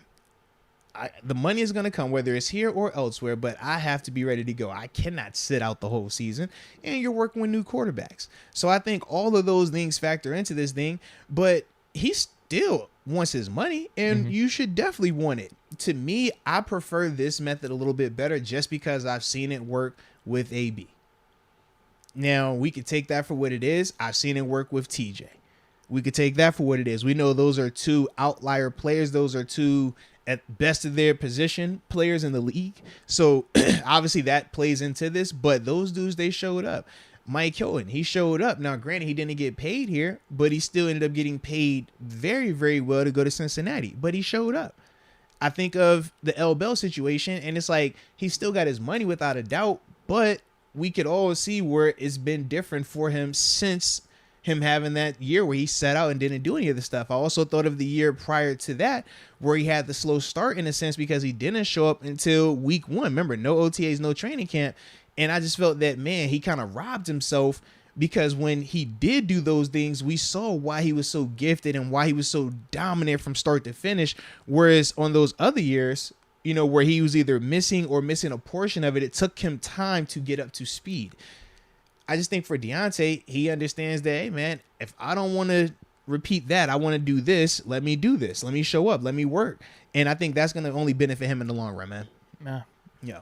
Not saying that either side is bad in terms of showing up versus not showing up, but I've had teammates, even when I was in Buffalo, Jarius Byrd, he was a Pro Bowler and everything up there. He wanted to get his money contract dispute. He ends up waiting to show up. When he gets there, he's a little bit heavier than he's normal. He ends up having hamstring issues, ends up, you know, dealing with that type of stuff. And then it's like you rob yourself of having the season that you want because you're taking the first month to get your body in football shape, which is very different than just workout shape. And even though he also got paid, he went to New Orleans, I think it was the year following, and he got compensated. He was never the same player. And I just always think of those moments, the guys that did show up versus the guys that did not show up, and how those trajectories work even when they don't stay in that place to get paid. Mike Hilton is still doing his thing. Imagine if he would have played hardball and just didn't show up. How does that play out for him? I think of that, but he did show up, and now I'm like, yo, he's still being very successful. Just played in the Super Bowl.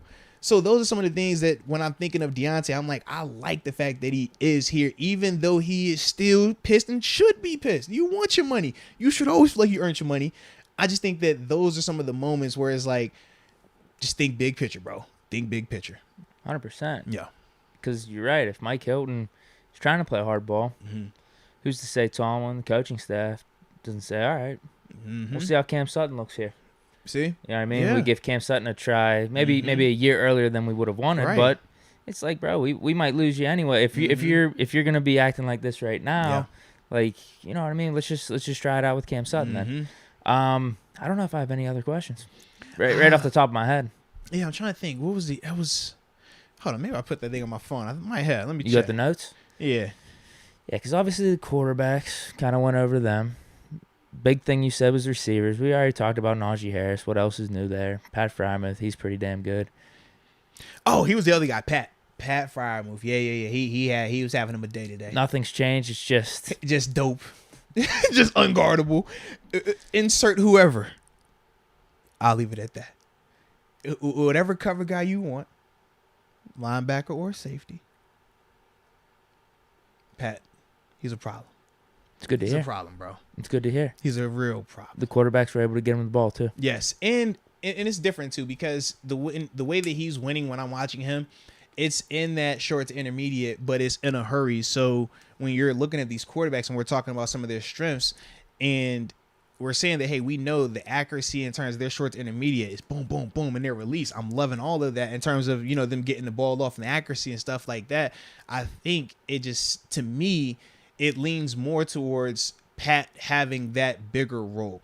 Even though I think the receivers are going to do well, I don't know if they're going to, like, just from what I've been able to see thus far, I just don't know if that's going to be the mindset in terms of, we want to play through these receivers versus trying to play through Najee and Pat. Because, like, what I see in terms of how they're calling these plays and then just in terms of how they're using Pat, and it makes sense when I'm watching him and watching the quarterbacks, whether it's Mitch, Mason, or Kenny, it's like all three of those dudes, I'm like, that's the rapport that they're building. It makes a lot of sense. I'm liking it. I'm liking it a lot, really, man. But Pat's the one, man, for me that has really been consistently just, can't guard him right now. Anything on the RB2 competition you could talk about? Nothing really has jumped off to me out of that group of the others, not named Najee. I think that Benny Snell is probably the favorite of the group, just because to me, I think that he looks the most out. If you I got to take Najee completely out this equation, and I have to erase Najee from my mind when I say these names. But outside of Najee, to me, Benny's the most polished of the group. When I watch him in his drills, feet always under him. He's always under control. I think that in terms of watching him hit the hole in some of these, in some of the practice settings where there's actual like 11 on 11 or in some of the drill work, I think that, he's definitely been showing good vision, good patience, and good burst in the open field. The one dude that actually surprised me, he had more burst than I anticipated, was Warren, though. Okay. Yes, yeah, he had a couple plays today where he had a chance to, and it wasn't as if he had broke a long run, but when they're finishing runs, like after, they'll do whatever they do in the hole. If they get tagged, cool, but then some of the guys will finish it throughout the end zone. Yeah, man, he stepped on that pedal one time, and I'm like, whoa, okay. Like, it was good to see it in person because I really hadn't seen it in the same way that we've seen when we're watching him on tape. But it was good to see that today. I definitely could see that burst that he does have. So what about him, between him, Durant and McFarland? Yeah. So as the third guy. Those are the three, man, that I cannot get a good beat on right now. Like, I don't think any of them have done enough to separate. And part of that is the dress that they're in. When you're, helmets only, you can win in terms of showing that you can beat a guy one-on-one or you can make a guy miss in space. But in terms of showing me that you could be a power runner, in terms of showing me that, all right, if it's actual contact out here, you're not going to shy away. You're really going to try to hit that move that you just did. Those are the things that I don't think I can judge right now until we get to Latrobe. But I'm a little upset about it because I would want to see, from a receiving standpoint, those guys doing a little bit more to separate themselves. But part of it has been they just haven't had those opportunities just yet. And it's just this time of year. And like even today, they cut down a little bit of the 11 on 11 to do, all right, offense, you guys go against your backups and we're going to we're going to just get more plays in and more guys are going to get reps. But it's hard. Like, when I'm watching Benny Snell run the ball and his Najee Harris at linebacker because he's standing there to give him the look, I'm just kind of like, bro, I don't like, what is this? So I watch Mateo or I watch Warren, they'll have these nice runs and I'm like, that's cool, but Chase Claypool ain't no safety. Like Pat Frymouth ain't TJ Watt. Like, so that's. You're borderline making me think they can play those positions though. Stop whenever you said Najee linebacker, I'm like, huh. I mean, he got the size. Pat, edge rusher, Claypool at safety. Oh my goodness, stop it, bro. Claypool at safety could be pretty dope. Stop it, man. But when I'm watching him, like, that's the vibe right now. So on some periods of practice where they're going against the actual defense, I'm able to see it and judge it, and that's why I give you, the insight that I give you from my analysis. But the other times when it's them against the own offense, I'm like, bro, this isn't real. So it's like I'll see Mitch or I'll see Kenny make a crazy throw, and I'm like, yeah, but that's not a real DB. Like, yeah, that's not how it works. So I'm watching Cam Sutton run routes. I'm like, all right, this is cool. Slot receiver. Stop it. No, he low key. He's cooking. He low key thinks he is though, because like I'll be watching the receivers, man, and the receivers will be doing their little receiver stuff, go over here catching these, and I'm like, yo, who is this gold jersey? It's only one gold jersey over there. They go 20. I'm like, yo, Cam, you got to chill, bro. He over here trying to toe tap. He trying to catch him. He the only one over there dropping 2 at times, too. The receivers don't drop during the drill portion. See, I'm like, Cam, come on, bro. You can't get over there with the receivers. You're going to be dropping that ball now, all right? You got to hold it down for us defensive guys. But, yeah, man, he swear he a receiver, bro. He swear he won. I might record him one day. I might have to get in trouble for him. Because I'm over here like, yo, why are you over here? He trying to chop and drop his hip like he run. I'm like, yo, chill, bro. Chill. Do you have anything highlighted on your notes you want to get to? Let me check real quick. Every time I pick up my phone, I may have a few more questions. Yeah, every time I pick up my phone, my daughter keep texting me hollering about some crabs. I'm like, bro, I can't help you with no crabs. I'm working right now. Because I had crabs over here for the weekend, too. Is that on dinner tonight? No, that was what we had for yesterday. 2 days, Sunday. Okay. Yeah, so I did the whole ribs, chicken, crabs. What else we did? Man, we did Big mac and cheese, extra cheese. Bake. Yeah, man, it was one of them. Because we had both my mom, wifey's mom, the grandbaby. So it was one of them days. You had to cook to impress. Yeah, but now she over here texts me, Dad, can I get some crab? I'm like, bro, I can't help you right now. Boo, I can't. All right, just wait on it. All right, let me get to my notes finally now, man. Let me see what else if I had anything else in here.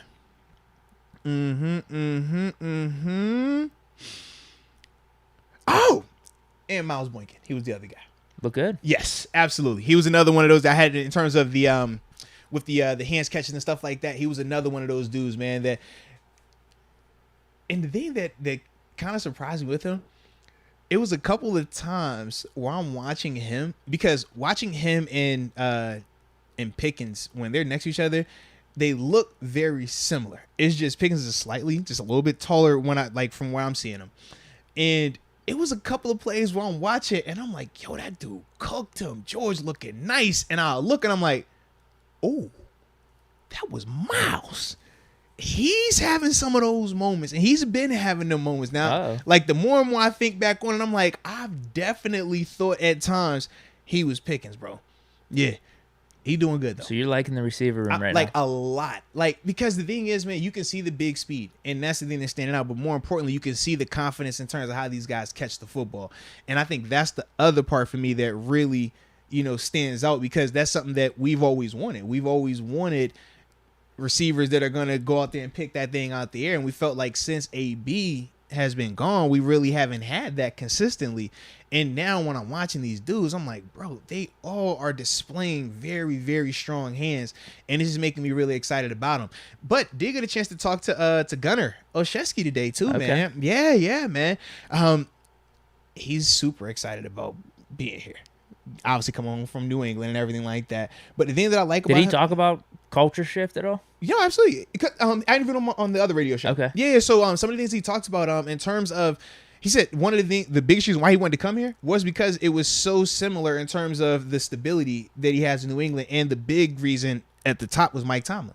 He said, man, coming from Bill Belichick, he was like, I love, how he ran things and what he is as a coach in terms of all time. But he was like, I feel like Coach Tomlin is in that same class. And he was like, to get a chance to play for him, he was like, yo, how could you pass up on that opportunity? Also talked about how we take special teams serious here. As you can hear when I talk about it at times, it's like, yo, like, we really believe in special teams mattering.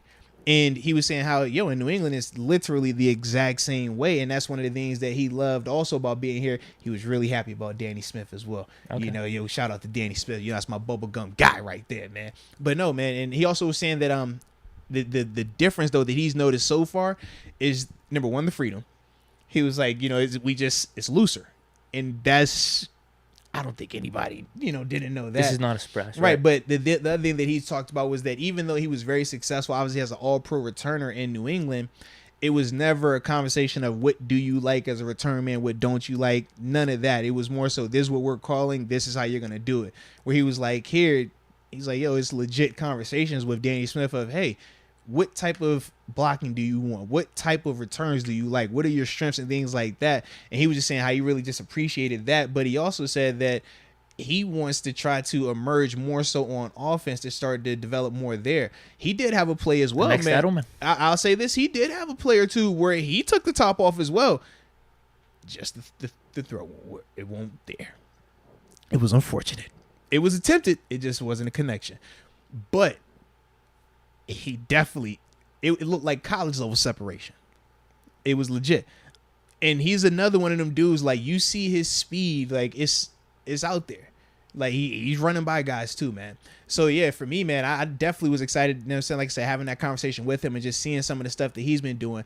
But for me, I'm like, yo, I think you're just going to be return man. And I think that it's going to be interesting, though, to see how Calvin challenges him, though, because obviously Calvin is a guy that we looked at and said, yo, man, he could push him for some return action. Because to me, Gunner, like, hearing him speak, you can tell he's far from complacent. It's like the opposite. He doesn't feel like he's done anything. I'm like, bro, you an all-pro return man. Man, ain't just a small select few that can say they're all-pro anything. But for him, he's like, you know, none of that matters now that he's here. He's like, he has to reprove himself. He has to come up here every day and earn that. And it's just like, man, there's certain guys you can just tell they get it. And I thought that he was one of those guys just from our brief, like I said, our little 10, 15-minute conversation that we had today and stuff. Well, I'm really liking what I'm hearing about this receiver room because you already talked about Deontay Claypool. Those are guys we know are staples. But the rookies you've spoken very, very highly of. And the guys that we've kind of forgotten about as well, you've spoken very, very highly of. But that's why I wanted to focus on the receivers, because I was like, man, I've had my day where I've only looked at the quarterbacks. I had my day where I looked at the O-line. I've been watching the running backs. And it was like I've been checking out the linebackers. I was like, I haven't had a day where I just dedicate the whole time. Let me just watch receivers. And doing that today, it was like, man, yo, this is a very talented group. Now, obviously, it's still early, and we knew on paper that they could be a very talented group, but just seeing how they're working, seeing how many of those guys are staying afterwards also. Not saying that it's a mandatory thing, but I'm accustomed to Antonio Brown. And you know what Antonio Brown did every single day of practice? 84/7. He stays out there. He would get extra work in. To me, I say, okay, I wasn't a great receiver, but I know what a great receiver looked like. I know how a great receiver worked. And when I see guys that aren't working like him, but are expecting to be great like him, I'm like, you are crazy. You're lying to yourself, because that's how it works. Seeing Larry Fitzgerald was very similar to that. He's a worker. He's a worker. He's a worker. So seeing how these guys are doing that now with this talent, I'm like, yo, they could be one of those groups, potentially. Not saying that they are right now. I don't want to throw that out there, but I could see them potentially doing that, man. Good stuff. No. So would it be a waste of time to me throw out Dan Moore? How's he been looking? No. It was not a waste of time. The biggest thing, like I said, it's hard to judge them in terms of what I'm looking for in terms of the improvement with them, because that's going to be more the physicality, run game, right? What we look like there, because when they're doing the pass protection, they're not even, it's no one-on-ones right now, because they're just not dressed for that. They're literally in shirts and shorts. So you cannot have these guys D lineman versus O lineman rushing. Is different than like receivers going against. What are they just DBs. working on footwork and stuff? It's a lot of that. It's a lot of like bag work. So literally, I was about to give another Disney reference. Shout out to my Mulan watchers out there. But in Mulan, when they're all in their little training camp, they're all in like these big lines just doing the same stuff. That's what it looks like. Literally, all the O linemen, they take from like the 20 to the end zone, and it's just bag work. Boom, boom, boom. Step, da-da-da. All right, you two together. Pull around. You two together this way. Like, it's a whole bunch of that. So watching him move, yes, he moves well. And that's why I was saying in terms of, I think that this group as a whole, this new O-line group, because we know Mason Cole is the center now. That's been confirmed. We know James Daniel, right guard. We know Dotson, left guard. We got, obviously, Chooks at right tackle, Dan Moore at left tackle. Nothing new there. That's just officially confirmed now. All of those dudes move well. All of those guys passed the quote-unquote eyeball test. So when you're watching them do the drill stuff, it's like, all right, I already know y'all can do this. I want to see when you put these pads on, can you block Alex Highsmith today? When we put these pads on, can you chip down here and pin my man Cam Hayward? Can you do that? Can you climb up to the second level? Like, that's the type of stuff that I want to see. And I don't think I'm going to get a chance to see that until training camp, just based on what they're running right now. Like, I thought we would see more of the team stuff, but they, like I said, they just haven't been doing a lot of the full with the O-line out there. They'll, like, the linebackers, corners, and safeties, receivers, running backs, tight ends, they get a lot of going against each other. So that's why I'm able to tell you a lot more watching them. because you don't have to have the physical part of it. It's just who's the better athlete here, who's faster, who's understanding coverage, those type of things. Whereas with O-line, D-line, yeah, you need, they're going to bang. So, any underrated players on defense? Like a Justin Lane? I don't know if I want to say Trey Norwood because people still got their eye on him a little bit. I want to Jannard say Avery, you know what I mean? Yeah. Just someone that's been flying under the radar this offseason. No. Buddy Johnson. Oh. Yeah, Buddy Johnson. I thought that past couple practices, man, he's made some good plays in coverage. Absolutely. And for me, Buddy definitely looks the part. Buddy's like a big linebacker, bro. Like he looks like he rocked up, you know, but he's definitely been moving well. I thought he had a couple of route combinations today, him and Robert Spillane working together versus just the like a tight bunch where it's like the receiver down here, tight end, and like an offset running back, like those type of combinations. I thought that Buddy had a couple of really good plays where he had one PBU, definitely another where he would have tackled the dude as soon as he caught it. But I thought he was in good position. I thought he was staying square and overall just looking the part, looking fast. And that's the big thing that I want to see with him, man. Can you just show me the speed? How fast can you play? Because if you're playing fast, we know you could be the physical guy, but can you be the space guy? If you can do either one of those, that just adds to you. That adds to your value. That adds to the chances of you getting out there. So to me, I thought Buddy Johnson, these past couple practices that I've seen, has definitely been showing some stuff to me. Uh-oh. Devin Bush, look out. Yeah. See, I ain't go there just yet because Devin has also been looking well. You've been saying that Devin Bush and Miles Jack both look really good. So that's my other thing. I'm like, but with Devin is different because what I'm looking for in Buddy is can you be an athlete? What I'm looking for in Devin, I have to wait till training camp because that's can you be physical versus the run.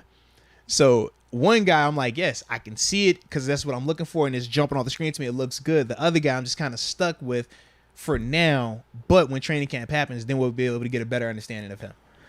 Doesn't hurt though for Buddy Johnson to maybe build some confidence up. Yeah. For facts, beyond not only just us but also the coaching staff in Facts. case something goes awry in the inside linebacker room. Absolutely. Because as I mentioned, Forgotten Man, like going into the offseason, he definitely was in the inside linebacker room. After we signed Miles Jack, it's like, okay, is it going to be Miles Jack and Devin Bush? Like, those are going to be our guys. But if one of these dudes, because we have Robert Spillane, there's a lot unknown with Buddy Johnson. Like, he got a few snaps in last year, but he's a 4th-round pick. So it's like, I don't think we're expecting too much from our backups. But if one can emerge at least, it doesn't hurt. My only concern, and I still probably won't even know this until we get to training camp preseason time frame with Buddy Johnson. I want to see when they take him and put him with somebody that's not as mental, as cerebral as Robert Spillane. Because when you're paired with a guy that knows the playbook like how Spillane does, it makes it a lot easier for you. That's what we talked about when Vince was out there with Devin. It just takes a load off. When you have a guy that can, hey, man, hey, yo, don't worry, bro. You right here. Hey, yo, I got you. Hey, we talk. Hey, yo, we over here. So it's like certain players. Like I was one of those players. Like I want to talk. I'm gonna tell you what I know. Hey, yo, he off the ball right here. Why off? Hey, but check it out. It's 3-by-1. Hey, alert this, alert that, and we're all on the same page. So you might not know what you have all the way, but based off of me talking, you're gonna have an idea of what you're gonna have. You go, okay, if he got the edge, that guy got the third. I gotta be to the flat. There's nothing else. Spillane talks like that. So I wonder if Spillane isn't with him and it's somebody different, would that slow him down? But like I said, I won't see that right now because they don't, from what I've seen, when they rotate, it's more so, it's always them two. It's always him and Spillane going out there together, and they always do Gilbert and Robinson together at the end. Okay. Yeah. Well, do you have anything else? Or you want to get the Super Chats? I'm trying to think. That's it for right now from, what I saw and everything like that today at practice. But yeah, let's get these supers. Let's see what so I'm sure a lot of people have some questions here. Probably. Yeah. I would assume. Take a sip of it. Yeah. This might be on you, though, dude. I'm at Mr. B. Malarkey. Oh, no. Hold on. Let me see. Because I'm at Mr. B. Liao. I'm only like 2 ahead of you. You're good. Okay, cool. Yeah, so actually only 1 ahead of you. Yeah, because you said the one about Darrelle Revis. Yeah, so this is official momentum. He says, this podcast helps with my depression with the praying emojis. Nah, man. We definitely glad to be able to help you with that, man. We all deal with stuff, baby. Trust me. I deal with a lot. Yes. And this podcast actually helps me as well. You help me. Oh, you help me. So, shout out, salute. Yeah, I'm back, right? Come on, man. Yeah, I took my trip, baby. I came home. All right, this Better is a than part ever. of it. Come on, man. Yeah, but nah, man. I'm with you, bro. Hey, one day at a time, player. One day at a time. But you know we're gonna get you right. Now Now it's you me. got Mr. B. Yeah, yeah, Really? yeah. We're only Talk to me about DeMarvin because I'm sweating. 91. I will say this: DeMarvin has definitely filled out. Not in a negative way. I just think that his size is really showing. The more I like, or at least from when I saw him today versus last week, I thought that he's looking more and more full to me. Not in a thick or fat way, just big. Like you watch a guy on film and they can look, bro, were you really about to drink that water with the top? I was about to. On? Yeah. And I thought I was tripping. I was about to. I was like, yo, what is it? Like, am I tripping, bro? I think the top's Nah. still on. That was close. Okay, all right, I'm good. So let me get back to this. Ooh, all right, I got nervous. All right, I got so nervous, Deke. You don't understand. But with DeMarvin, like I said, like when you watch him on tape, at times he did look thin. He looked really lean. But seeing him more and more on a day-to-day basis, it's like, no, man, this dude's lower half, he's built. He's a big guy. He just carries it extremely well. It's hard to give you a full breakdown of him in terms of one-on-one stuff like that because they haven't done it. But I will say this: when I watch him get off the ball in terms of the drill work, that first step is there. You watch him, the violent hands are there. The pass rush ability is there. He has all of the tools when you're talking about drill work that will make him stand out, that will make you think, yo, this dude is ready to be to it right now. But the reason I say pump the brakes is because drill work is very different than when you're talking about full 11 on 11. Deke, if I'm telling you right now, hey, I want you to step off your lead foot, that left foot, ball of your foot as fast as you can, as hard as you can, as soon as I say go, you should look great. You should thrive because you're only thinking about doing what? Getting off that ball. If I say, hey, Deke, man, I want you to step with your left foot and push off, and I want you to go to your right, crossover once, and then get north and south. If I said that to you and that's all you had to worry about, you should do that at a high level. But it's different when it's 11 on 11 because you don't have that luxury anymore. Because what happens if I step this way? Now, how are you reacting to that? What happens if I lead and I just drive block you? How are you reacting to that? What if it's a pass? What if it's run? Like, it's so much more that you have to think about, and it slows players down because you're trying to process that information. That's why when you see a guy that you know is fast but is playing slow, a lot of times they're just trying to process it because it's and before you know, you're like, oh, should I? Oh, did he check? What was the call again? And that's the part that I need to see from DeMarvin because I remember two at times struggled with that. And it took him, at times he was like, yo, don't worry about this, Cam. You do all the heavy lifting to it. You just go. And that's what it took until he caught up with it.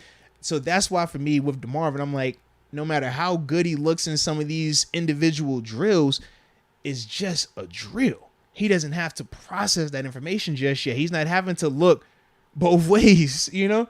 And that to me is the difference. So when we get to training camp, I'll be able to tell you a lot more then about, you know, him in that capacity. But right now, we just can't see that. We got Q recommending a roster move. Says cut Benny Snail. Oh, no. And he says, I think we might need another DB. Ooh. Well, you were just saying Benny Snell's like our number 2 guy, pretty much locked in. And with the special teams he brings, I don't think we're doing that. Yeah, for a fact, the special teams is there. Another reason I think he's the number 2 dude, I think that, and well, granted, we'll get a chance to see this, but based on what we've seen from all the other running backs, Benny is probably the better blocker of those guys as well. When you're talking McFarland or 2 rookies that haven't done it at this level just yet, yeah. Might need another DB. We talked about this. It's not James Bradbury unless you're seeing something. Yeah, I don't think we need. We talked about that. Kello's still out there looking good, making plays. Levi's still flying around. Cam Sutton still looking good. Like, even though I thought the receivers won today versus the DBs, I still thought that the DBs had some moments where you're looking and you're like, that is sticky coverage. That's that glove. Like, I like that. Look like they're running around 40s guys at times. Yeah. Okay. Mr. B. Malarkey also says, you guys watching the pivot. Says, miss RC on Sunday. Ryan Clark on Sunday. I saw I haven't really watched too much, but I saw the one clip. I saw a couple clips of AB when he was on. He shares some good stories. The one where he like curses out LeBeau. I think he even said he was gonna fight LeBeau. It was a hilarious story. Yeah, this is before I've heard of that story though. Yeah. I have not actually checked that out just yet, man. I'm trying to wait for maybe this weekend because my plan is when I go sit on the back porch one day. I think you'll like the AB one. I think you will. What? I'm one of the sickos that I do enjoy when AB does, even though at times it's like, yo, AB is not good. It's not good. It's because I still know the dude. Like, this is my guy. I feel bad that it's the football in me, bro. When you share a locker room with a dude multiple years, bro, it's just, yeah. It's just he different, was hilarious, bro. too. It's different, man. He was like, RC, all these dudes on defense, so jealous of me. I got that new money walking around. Tell you, bro. He was straight up. Like, yeah, That's how I go. He put it all out there, exactly how he saw it playing. Yeah. I mean, at least it was his good. Perspective. It was good because it was back and forth. RC was like, no, it wasn't Yeah. about that. It's because like we thought that you thought you were bigger than the team. Mm-hmm. It was good. It was pretty good. It was like if you didn't watch the whole thing, I think it's on Steeler Game. I think he put it on Instagram. Like he got it on a reel or something. I just watched it. Bet, yeah. It was like a good 6-7 minute I like to thing. I watch the whole thing, man. Yeah, I'll be working out, put the thing on, man. Yeah. Come on, yeah. Moats, be real. Uh-oh. Do you believe in Canada?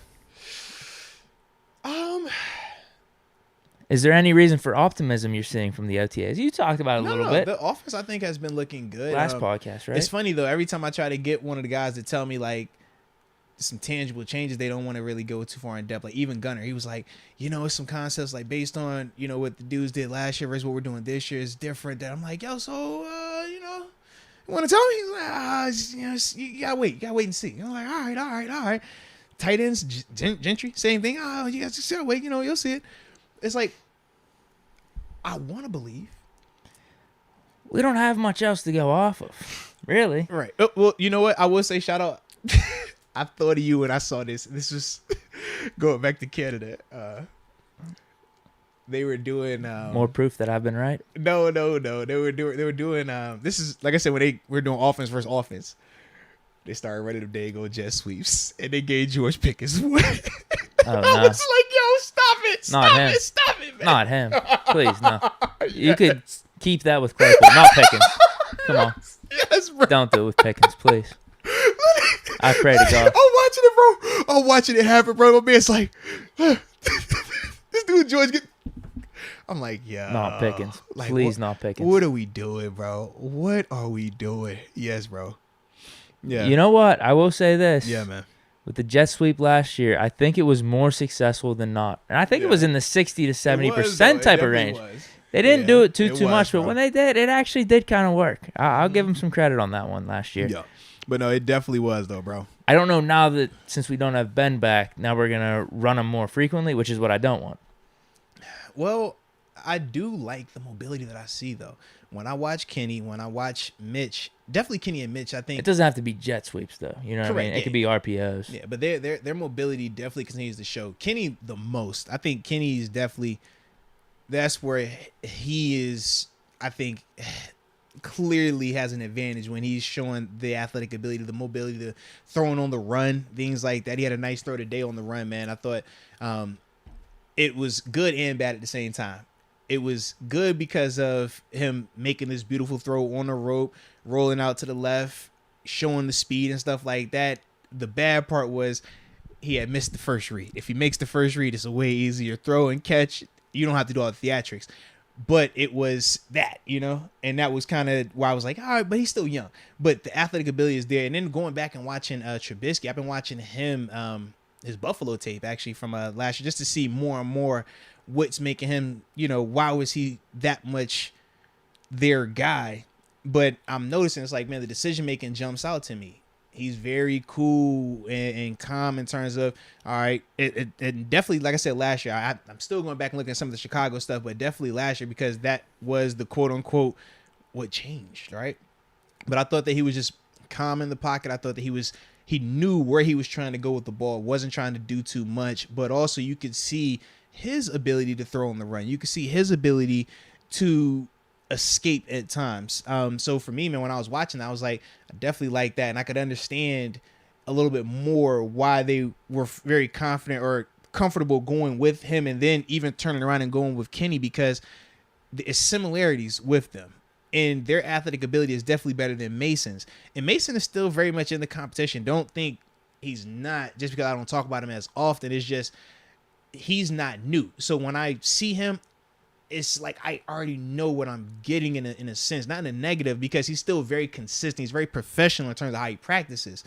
But that's not going to wow me right now. For me, he got to wow me when this, preseason. I want to see the games. I want to see when it actually, like, when you can really get hit, when that happens. Because right now, he looks like a NFL quarterback. He's confident. He's comfortable. Sling that thing around the yard. But you should during this time of year if you're an NFL caliber quarterback.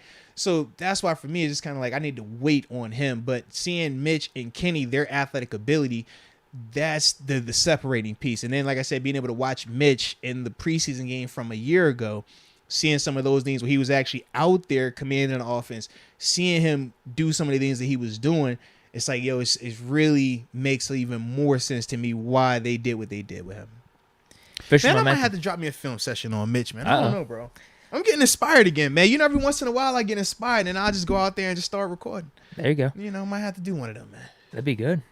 Do big time numbers. That's what I'm saying, man. I have to get all these new additions, man. Yeah. Official Momentum says new Madden 23 cover revealed tomorrow. # John Madden. I think it's gonna be Madden, if I had to make a guess. Wasn't TJ maybe that's what he's though, right? I don't know how they're doing the voting. Are they actually putting current players on? I don't know, but I thought I saw something like TJ was like being considered. Oh, well, if that's the case, yeah, I thought it was. That'd be pretty cool. I just thought they were gonna do John Madden in honor of his life. Yeah, he just died though. Yeah, so I feel like maybe they'll do a special edition cover for John Madden. Maybe they'll do a current athlete. Yeah, like maybe like the deluxes, Madden, and everything else is There are. I think they have 3 different editions now. They have one. It's called the deluxe. Yeah. I think they have one called like the MVP. Another one called the standard. Yeah. So yeah, maybe they could do 3 different covers. One of them, I think one of them's got to be John Madden. I feel like you got to do that. It can't be named after him, and then he passes away, and you not named to put him on the king. Like, come on, bro. Yeah. All right, so this is where are we at here? All right, that was the Madden 23 cover. Should be Jesse. Yep. Yeah. How confident are you in Matt Canada's offense and play calling after seeing some of it last year? I mean, right now, I don't have a reason to not be optimistic because, like I said, I do think the offense is moving well and doing some good things. It's just they still haven't done enough of the real 11 on 11, whereas our offense versus our defense, not our offense versus our offense, our defense versus our defense, because that's what I see at times. I'm just like, this ain't cutting it. Steeler Nation on fire. Moats, if you're looking for a new game, try WWE. Oh, I'm already on that. Yeah, we already on. Hey, man, I love 2K 2020. Absolutely. I'm on. Bro, I was literally just playing that, what was it, last night?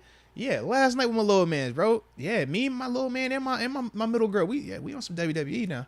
Yeah, and because I just finished, I beat that Spider-Man game, so now I was kind of lost. I was like, you know what? Yeah, let's really get on this WWE even more now. Still on my duty, but yeah. That's got to be the bummer with those story games. It right? is though. It definitely is. Because like at least with Duty, I beat the story and it's like, all right, cool. I got all online play and it's fun. Spider-Man, as soon as I finish the story, I'm just like, oh, you can redo the missions. Oh, you can unlock more unis. Oh, but it's no like new villain. It's no new adventure. It's like I'm doing the same thing over and over. So yeah, I'm kind of stuck right now. Might be looking for a new game. Not to get too off track here, but you talking about Spider-Man got me thinking about some Star Wars. Did you see that Obi-Wan series yet? I have not. Oh my God. I heard it's dope though. This is probably gonna be. I heard it was dope, bro. Gonna be the best thing Star Wars has ever done. That's what I'm being dead serious. I literally had somebody hit me up and say that, and I was like, bro, don't play with me like that. No, this is no joke. Okay. This is unreal. Okay. It's unreal. I definitely have been hearing that, man. So I think it's 6 episodes. They already dropped the first 2. So we got 4 more. I mean, I'm so amped right now. Wednesday night, they're dropping the next one. But let's go. You got some catching up to do. Nah, facts, man. Because what am I on right now? I'm on a show called We Own the City. It's about Baltimore Police Department. It's kind of like The Wire, but just like a newer version of it. Yeah, me and wifey, we just kicked that off, man.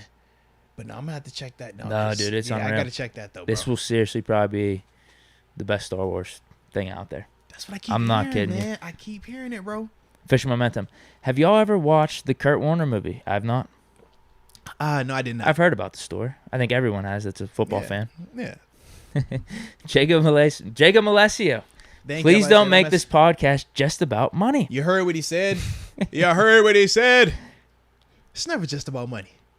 It's about Steelers and bills and slight money. But just so Deke could be happy, not for me. It's for Deke. All right. It's a Deke, man. Come on, bro.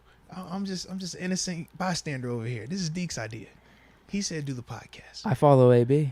He's got that whole lot of money mantra. I follow AB. I see he's got a song whole lot of money. I'm like, that's what I be needing. Yeah, I tried to follow Pat McAfee. He just got the big bags. So right. I don't know. You telling me it's not about money. They saying it is about money. I don't know, Jacob. I don't know. Black Hillbilly. With the receivers looking this good, is it a thumbs up on the wideouts or thumbs down on our corners? No. It's give and take, man. I think it's thumbs up on both sides. I think the receivers, they just had a good day today. I thought that today they responded by taking them down the yard. I just wish it would have been better with the finishes. But as a whole, I thought that was a step in the right direction. But the DBs are still, I still feel very, very confident in them, man, without a doubt. Definitely feel confident in those. I think it's just good on good right now. And that's the part for me that I get excited about when we're talking football. I don't want anything handed to anybody. I want guys to have to go out there and to compete and to have to put their best foot forward every single day and let the chips fall where they may afterwards. And I just think that right now we're getting legitimate opportunities. Well, not y'all, but I'm getting legitimate opportunities to see it. And that's why I get so excited about it, man. But I don't think that DBs or receivers have been a negative or a thumbs down. I think that you can feel confident about both. I just think that when you're playing good on good every day, it's going to be some days where you're getting the offense. It's going to be some days where the offense gets you. When Joe Hayden came over here and he matched up with AB, it was some periods of practice where Joe would have him. It would be some periods of times or days, weeks where AB would have Joe. But either way, it was good going back and forth like that. You need that. You know, and that's what we getting right now, man. So I'm just loving it, bro. AJ Martinez, get fired up. Steelers on the rest of the NFL crime. Old school attitude, new school Steelers. Let's get it. I like that. No, I could dig that, man. I could definitely dig that. All right, hold on. That was AJ Martinez. Did I skip any? No, I didn't. I think you're good, man. Now it's Black Lavender. Yeah. Moats, when are you rocking Warzone? Deke, are we on MLB? I'm not on MLB. I've been steady on Madden still. Actually, I think we're starting the NCAA Dynasty here soon, though. Yeah, bro, I am not a I don't like the Warzone vibe. I'm not a Warzone type of dude, bro. I'm like OG. Give me like the regular team deathmatch, capture the flag, all the other whatever we want to talk when we playing online. Like I like that Warzone. It don't do it for me, man. It just doesn't. Same with the Fortnite craze. To me, it just never did it for me. It's don't force it, man. I've tried. It's not my thing, though. It's not my thing. I think I'm with you. I tried on MLB. It's not my thing. It's not my thing, bro. I tried. Yeah. And it wasn't It hurt me. It hurt for a second because I was I really wanted it to be because I felt like that was I was missing something. But I'm when every time I hop on and I'm doing my OG TDM and all that, it still be jam-packed to the max. We still be up there talking greasy on the headset, so it's all love, man. Anybody want to get that smoke, y'all know what time it is, man. Yeah, it's fun like that, baby. It's fun. I'm with you. Yeah. I know what you're saying. Wanted MLB to be a thing? Yeah. Just like you with yours. Oh, and Quan Black, he asked me, do I play hardcore when I'm playing? I do both, actually, man. I don't discriminate. If the group wants to play hardcore, we can rock it out the hardcore. That's more realistic. So if you're playing Call of Duty on the regular mode, I can shoot you 7 times and you still could survive that. When it's on hardcore, it's going to take 1 to 2 because it's legit if you were alive. Also, you can hit your own teammate. Pow. Yeah. But if you kill too many young guys, they kick you out. You ever hear about the lag switch? No. I got lag switched in the game, and apparently it happens with Call of Duty, where someone literally has this switch, and it freezes the opponent's internet connection. Bro, that's And like filthy. they'll stand there for like 4 Bruh. seconds, and you can just light them up. Bruh, It's that's disgusting. It's filthy. absolutely disgusting. That's filthy. I used to hate when you run against a guy playing on a computer, bro, like on a desktop. Bro, it's like impossible. They're like always gonna be faster in terms of how they could turn and stuff. That's what I've heard. Yeah, bro, it's the worst. Me and my daughter, we over here like, man, we might have to get us a desktop, bro, because I ain't taking no L. I'm tired of this, bro. Cause I get, you know how you say you get competitive, bro? Like, that's all. I just don't have the outburst. But I will not turn the game off if I don't like how I was performing. It's been times it's 5 a.m. Wifey's like, bruh. And I'm like, I didn't change controls because the one I done had done died. And I'm like, no, I'm not going out like this tonight. Not happening, bruh. Like, I am stubborn like that. That's my shortcoming. I'm not gonna throw the controller. I ain't gonna do all that. No. But I'm that that had to turn around. I'll be, What's that mean? Get me some candy. I start sitting up. Yeah. We gonna win it. All right. Yeah. Yeah, the one meme where you go from like sitting back. Seriously, bro. Sitting Yeah. up. Every times I'm like, bro, I'm not finna be taking it out like this tonight, bro. Yeah. All right, we got official momentum saying, when's the next live show? Ooh. And has cameo. Does he want a cameo from you? Maybe he wants a cameo or a cameo from me. Well, if you want to, everybody know I'm on cameo.com/thebody52. If anybody wants a cameo, I know Father's Day is coming up. Man, ain't nothing like a personalized shout out from yours truly. Actually, I actually did just do a cameo for somebody's dad. Oh, cool. That was from the chat. He was like, yo, my pops, man, he watches you on YouTube and da-da-da. I was like, yo, shout out to your pops, man. Salute. But yeah, man. But yeah, I don't know when our next live show is going to be well, technically every show is live, but our next on location show. Oh, is that what he's talking Yeah, I about? think that's what he's referring to. Yeah. Okay. Yeah, I don't know when our next on location show is, but our next like show will just be Friday because I said I got to do a little rolling, you know what I'm saying? But yeah, Friday be our next live show. Cal Monier says, we desperately need Moats on a Madden stream. Uh-oh. Deke make me nervous, man. The way Deke say he gets it in when he play, throwing stuff, yelling, outbursts. You know, I get nervous around loud noises, man. Yeah. What would it be? Me versus you? Is that what he's going for? I don't know. 2v2. Me Yeah. and you versus somebody in they friend for the chat. Yeah. People have talked about doing it. They call that squads. That's a thing in Madden? Yeah.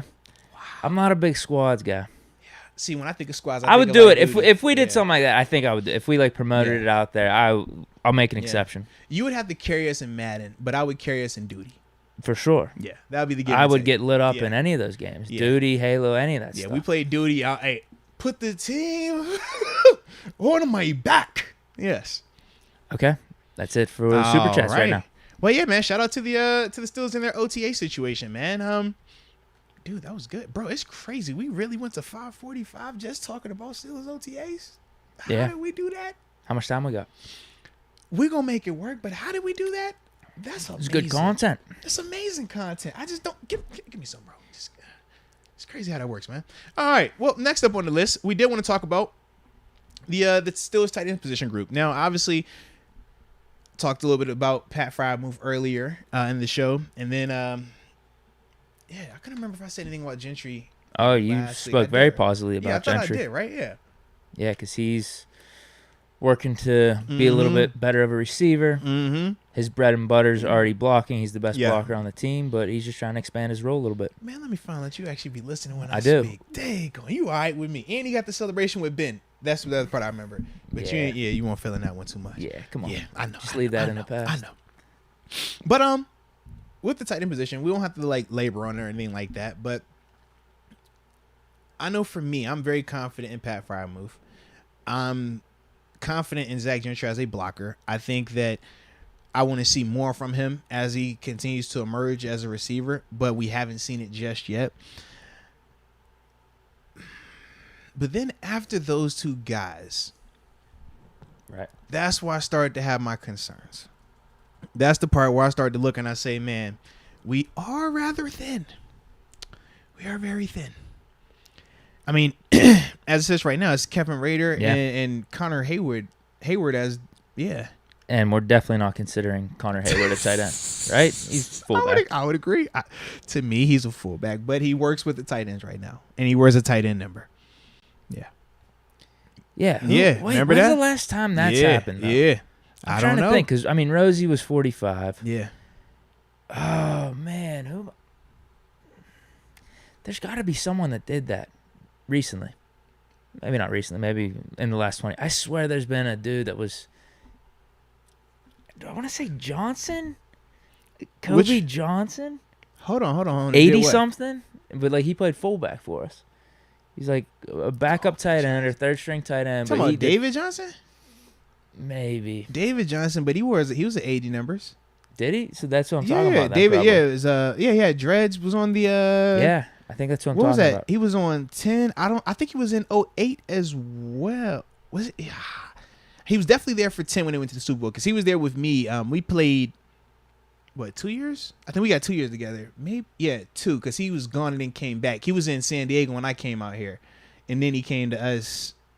Yeah, was it second and third or third and fourth year when I was here? But yeah, that's David Johnson. Yeah, I'm just saying you don't normally see like tight ends that are rocking the 80. Yeah, because he wore fullback.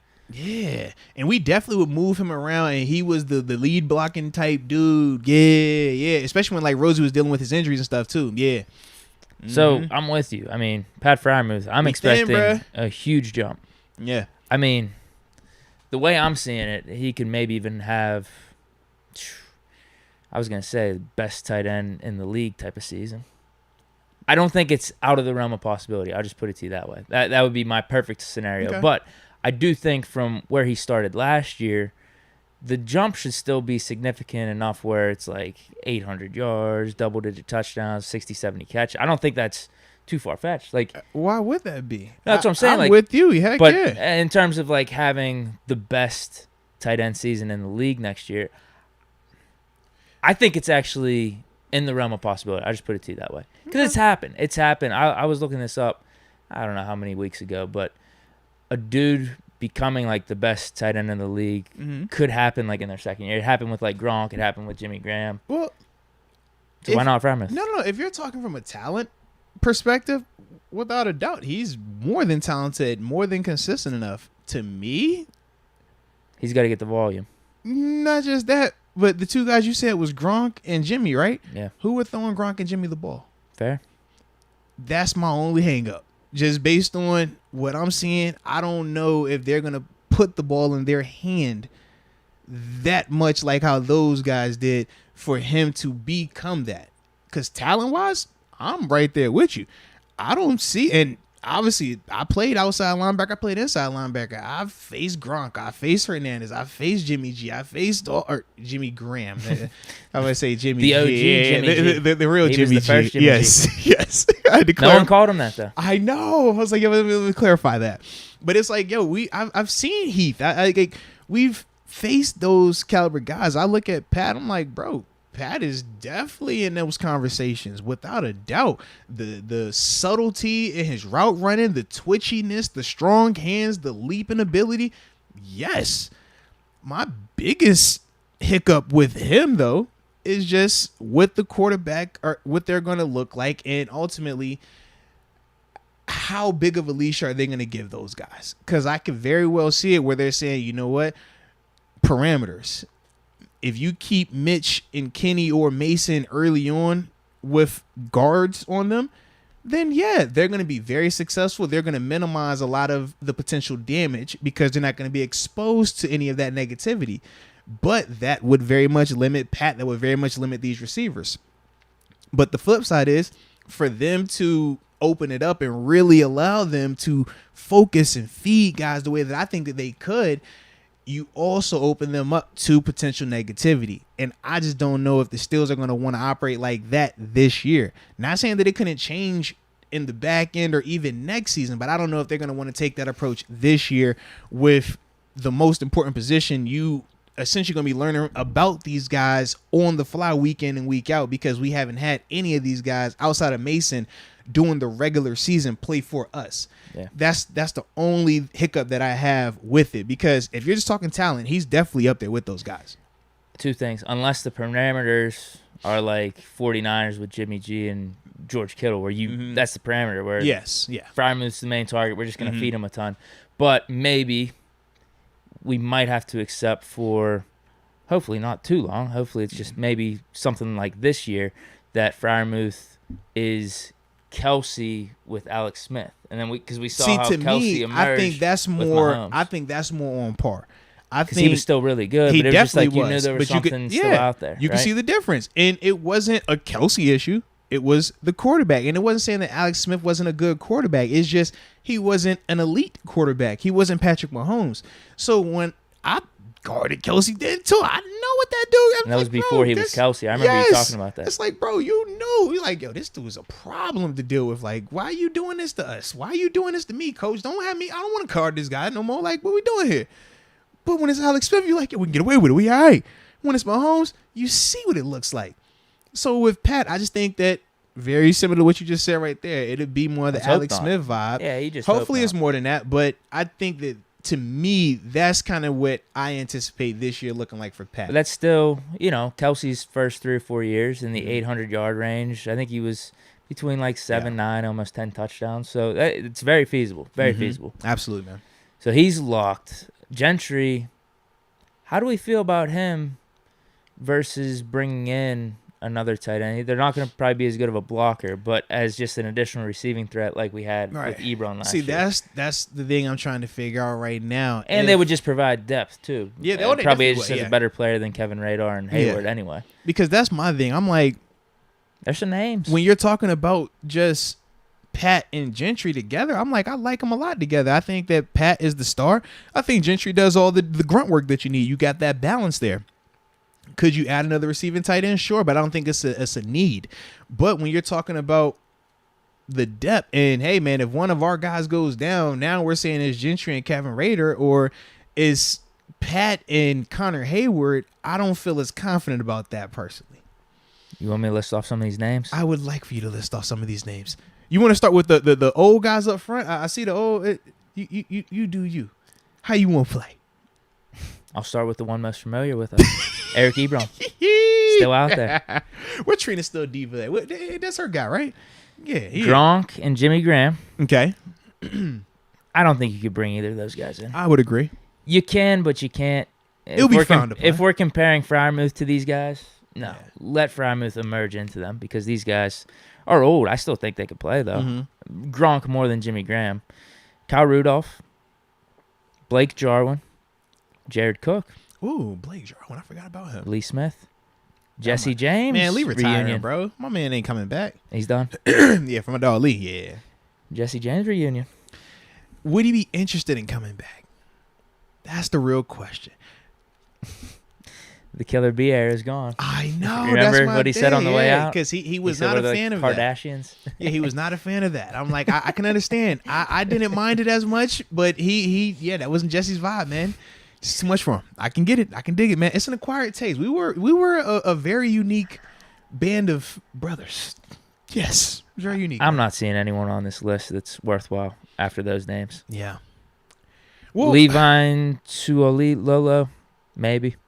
He had a little run at one point, but yeah, Jesse James is my cutoff. It's unfortunate. I feel like we're good. It's because Blake. It's taking a little bit of a risk, but I just want to give the keys to Freiermuth and just say you're a guy. I don't need to bring in any backup. And because I want Gentry to feel the same way too, a little bit. These names are a little bit too big to come in for that backup role. I don't want to go back to Ebron all the way. Jarwin might not be a terrible call. Jarwin or Cook? I like Jarwin, man. Obviously, he played at a place where I kind of liked. He played JMU. No, I'm talking professionally. Buffalo. No, come on, man. AZ. No, come on, man. Click on him. You don't know where he played at, bro? Dallas. Yeah. Okay. Oh, come on, man. Jeez. My brain wasn't on. I see, man. He's over here. Was it the Giants? I knew he played for Dallas. It was the Dolphins. I didn't know if he was drafted by another team and a weird trade happened, man. From his rookie year to his sophomore. Nah, he was playing, at one of them spots. My only thing is, if you bring in Blake, I don't necessarily think that he's looking and just saying I'm taking a back seat. I think Pat beats him out regardless. I think Pat beats out any of those guys regardless. But just thinking of where he's at career-wise, I don't know. I think because in Dallas, he had a role, bro. Yeah. He had a legit role, bro. I guess he never really lived up to it, though. Correct. He's probably thinking, I want to get some more targets under my belt, kind of prove to people I could live up to that potential. Mm-hmm. He could be a good tight end, too. I mean, I would like him as a 2 better than a 1. Yeah, it's like the whole concept of what the Patriots. I don't know how much we'd be running that type of stuff, where they have Hunter Henry and also Jonnu Smith. We roll with Moose and Blake Jarwin. That wouldn't be terrible. With a 3 tight end set. I mean, New England could cook either way at times. But, like, could Gentry at least step into that role where we don't have to worry about Jarwin? Fair. Could he? That's my question. I just don't know what he, like, receiving wise. That's the part for me that I just do not know if he's capable of doing it just yet. I mean, I like the fact that that's what he's focused on and that's what he's going to be working on, but we're not going to see the results from that necessarily right now. That might take mid-season for us to really see it or feel that type of impact at least. That's my only, it makes me a little nervous, man. Yeah. Just wait then.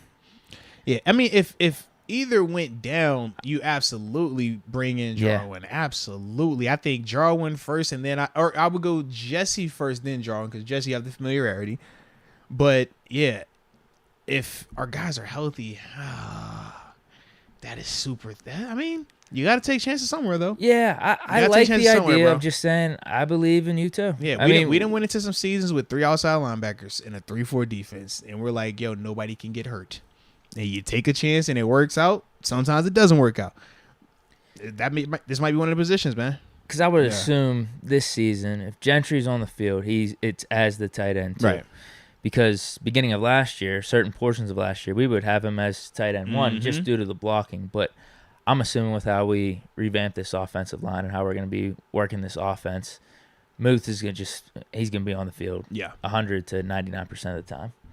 Should be. Yeah. I hope so. I'm willing to take that chance then. I'm willing to take the chance of us saying, Moats, you got the keys. You're going to be the guy this year. And also saying that to Gentry of, you got the keys to be a tight end too. Improve your pass catching, improve your route running, all that stuff. We already know you're a good blocker. And carve out a little, like, space role for us. Yeah. I'm good with that. I think they both have that potential to do that as soon as this season. No, I would agree with that. I could definitely see, Gentry could definitely carve out that space role. I feel like he definitely could do that. Yeah, so I think you're right. It's just really based off injury or if... Yeah, as long as no because Moose not underperforming. It's if Gentry underperforms in training camp, preseason, whatever it is, then maybe look at one of these guys. Yeah. I just don't know how many 2 tight end style sets we're going to be running. We got a ton of good receivers now, too. Just communicating what Zach communicated to me on air, doing the interview, he said that they do want to try to do more 2 tight end sets. And he was saying that that's why he feels like he wants to make sure that he can step up even more so as a receiving threat because of that, to keep him on the field more. Give him that chance. But yeah, so I just wanted to give that, and that was from him. That's definitely what he said. Yeah. So, yeah, I'm cool with it, man. Give him a chance then. If injury happens, all right, cool, man. We'll pull the plug on one of these dudes, man. Call for some help, but yeah. Because I like our top end. I like our starters. Yeah. Have to. Yep. All right.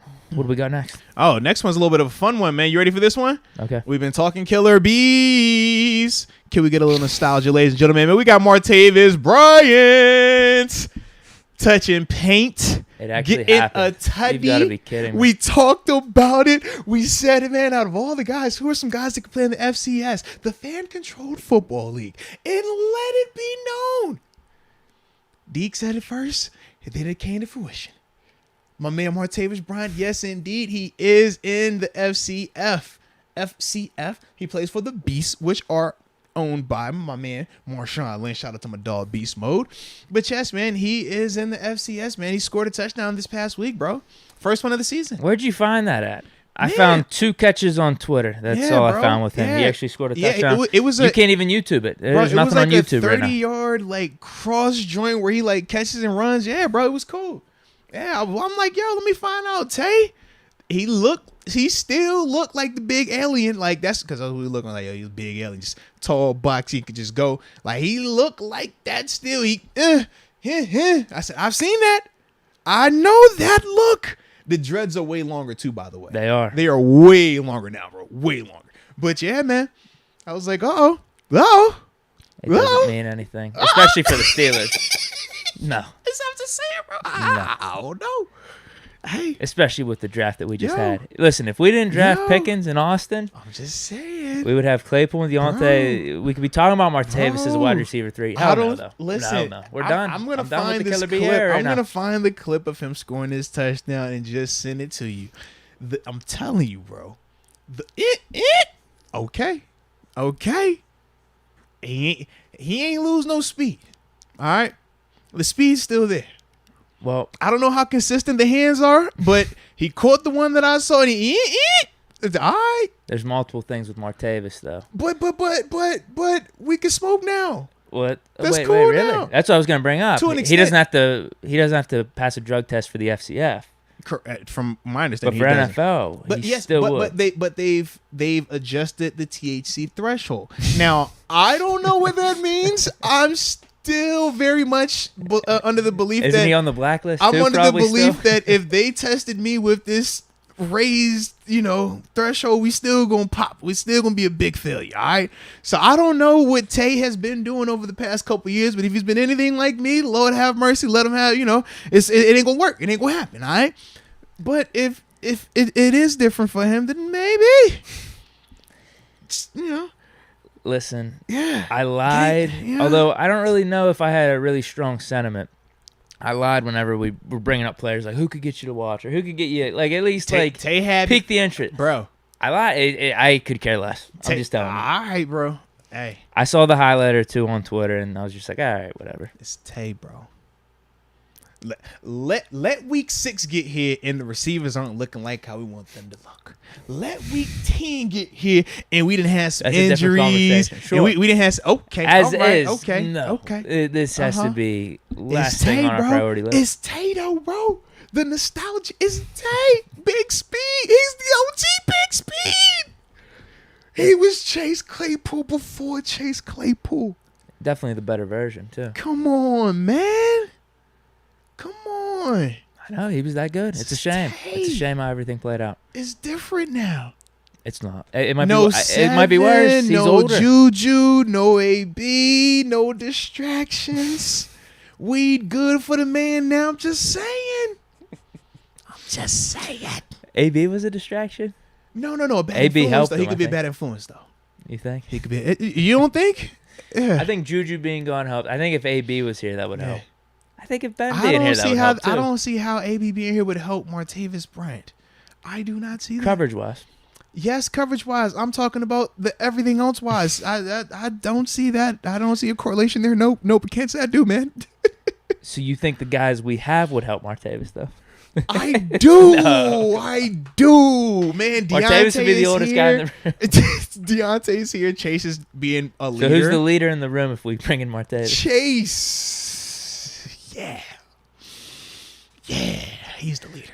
Or is it Martavis? It's probably Martavis, which makes He's the leader. It makes my anxiety shoot through the roof just thinking about that. Oh, baby. And Tay, that was my dude. Oh, man. Tay. Oh, come on. You don't want Martavis influencing Pickens. I don't want him influencing. Pickens already on you. I already see what time Pickens on. You seen the picture? All right. No, nobody stand like that in front of their TV unless they on demon time. All right. I know that look. I've seen that look before. I know what that man on. All right. Yeah. I don't need Tate influencing that anymore. I'm hoping that's take one step closer this way, please, Pickens. Please, just one step. Not a whole, just one step. All right. Did you see some other Steeler connects in the building? I did. AB talking AB with a current player. AB 8-4 Najee Harris. said business was booming. Told the car guy, hey, come on, man. Come on. So he was wearing a jacket. I think if I saw that With right, no without shirt on. without a shirt underneath. Yep, with the big boots. I feel like he's worn that same outfit though for like the past 3 months. He's on that Ye thing, bro. Ever since he cooked up with Kanye, he wears the same thing just repeatedly. it drives me nuts because I'm like, AB, that's not who you were. I know you, AB. You were this guy that would have 3 different outfits on all in the same day. Now you wearing the same outfit for months at a time. Random ass Stop gloves it. on with like glitter and shit on it. Like stop it. And them big boots, you would have never been caught with them boots on before. Now you hang out with Ye. Now you want to wear them boots. I get it. You're the president of Donda Sports. I get that. Big signing. AD, I get it. Aaron, I get it. But bruh, you got to stop, man. That is not how you dress, AB. You dress like how you dress. I want that philosophy. I want the mink coat, AB. I want the Versace dress. I want the AB that pulled up with a full Louis Vuitton suit on a Wednesday and showed up to meetings. That's the AB I want. And when I say full, I'm talking full. Okay? I want that. I want patterns. I want plaids and stripes, AB, because AB gonna pattern you up. He was gonna do that on a Thursday. It's like that's the AB. I remember when AB first came in, I believe it was, he had some YSLs, some Yves Saint Laurent. They were these like cowboy boots, had the little like, I don't know, it was like a little chain on before cowboy boots was even hip, like he was a rocker. Looked like Wiz Khalifa, how Wiz dressed now. He pulled up in the meeting, was like, bro, AB, this is Pittsburgh, bro. What are you doing? Don't nobody, like, bro, chill. That's the AB that I know, not this. He just wearing the same. You miss the old AB. I do, bro. I like that fly stuff, bro. I ain't gonna lie to you, bro. If you know how I wrote, Deke. You know how I'm bougie, man. You know I like the fly. The creme de la creme. AB gave me that. You feel me? AB just did it to a whole nother level. I was like, yes, man. Top luxury. I like that, man. I respect the cloth, the linen, man. Yeah, man. Did you have any reaction to AB talking specifically with Najee Harris? I was just over here like, Najee, please don't buy into it. Please don't, Najee. Please don't, Najee. You're a good kid, Najee. Do not buy into anything. Najee, don't AB you do offered it, him Najee. some words of encouragement. I think he sure said you're a did. good player. I heard that. I hope it was short and sweet just like that. And that was, I also saw him talking to Julio as well. You see that picture as well? Was AB and Julio out there? I was like, yeah, talk to Julio. Y'all talk. Leave Najee out of it. Yes, leave Najee out of it, man. Don't you mess with Najee like that. Najee is wholesome, man. I'm watching Najee come out there. Najee had his hair done. He was like, yo, you got. He ain't talking to me. But he was talking to, hey, get my age. I'm like, all right, that's wholesome. I like that, Najee. AB ain't wholesome right now, man. AB is not wholesome right. He used to be. He's not wholesome right now. AB used to be the one, you know, Colgate smell, kissing the babies. Like that was the vibe. That ain't the vibe with AB right now. You gotta chill on AB, man. You gotta chill. And you know that it was my dude. It's not right now, man. Yeah, he needs some time. Now, I noticed this. You were talking about fashion. Did you see Najee in his hoodie? He had the whole left sleeve dangling. Yeah. He put his arm in his hoodie. Yes, Is that a new fashion thing? I am not aware of that. But I will say this. Context. Najee is from California. He's a Bay Area guy. Okay. In the Bay, they do dress different. And they just kind of beat their own drum. That's just their vibe. I remember Stevie Johnson, also from the Bay. Before I ever even knew what it was, he showed up with a dermal piercing. It was literally a diamond earring right in his cheek. We showed him. We're like, bro, is that real? Like, and he's like, no. It's like, I'm like, no. Like, you can't. Like, what is that? And he's like, that's, you know. And then he dresses. You know, I mean, anybody that knows Stevie, that's my dude too. But they just, it's different in the Bay. They real carefree, laissez-faire, all that good stuff. Okay. Yeah, so that might be just a his thing. All right, I don't recommend you do it though. I didn't know if that was a signal by Najee to AB saying like this is a Kanye style. I'm looking at Donda Sports. I don't know, bro. I don't. And Najee, don't sign with Donda just yet. AD got some money he could play around with. You just take your time. You're still building it, okay? You just That's all. Yeah, because I did some research on it. I guess he signed with Marshawn Lynch, a marketing agency, but I think he's also with Wasserman. Are you familiar with them at all? I don't, not to that extent, but yeah, I did see that signing as well. I didn't know if Donda Sports was actually in the running, maybe. Yeah, I just chill. Just don't mess with it. Stay away. Stay far away. Don't look into the light, Najee. Don't look into the light. Don't let that smile fool you. Don't do it. Don't do it. Yeah, but a lot of Steeler connects at the FCF. Well, though, man. At the FCF. FCF, yeah, man. We don't care about the FCS anymore. You know, that's small time, bro. What is that? That's the 1AA dudes. You know bums. Who would play that level? Come on now. Yeah. Yeah, you know, we big 1A guys over here, bro. Yeah, forget that. Go Dukes. You have anything else on Martavis or the no, FCF? man. That's it, man. That's all. Actually, I have. I went to their website. I actually want to see, is Martavis on their roster now, or is this a one and done? He signed him because him and Kelly Bryant, which is the quarterback. Apparently, that's his cousin. I did not know that was his cousin. These play quarterback at Clemson. Yeah. They both signed. One signed with I think Bryant. He's on the Beast. Yeah, he signed with the Zappers. That's Kelly signed with the Zappers, but Martavis is with the Beast. But they said that they made a big push to sign both of them. Yeah, they was like Marshawn was one of the main ones. Like asked for him to be a part of it. Okay, Yeah. it does say Martavis Bryant is actually on the roster because with T.O. it was like a one-off type situation. Okay. You're right. I didn't know how this league worked. Is it just you're signing random celebrities or high-profile guys just for one game? You build the buzz up and then they don't play again. Yeah. Can you trade players? Do these actual contracts? Like, what is it? I will say this: they're doing a good job. You know why? Because it's got us talking about it. Unfortunately. Or maybe fortunately, because we get just talk about Tay, bro. I was going to say, is it just Martavis because of his Steeler connection, though? If it was Martavis, Raiders only, would we be talking about him? I'm thinking, we would talk Manziel, probably T.O. But Martavis is Raiders only. Martavis is a Steeler.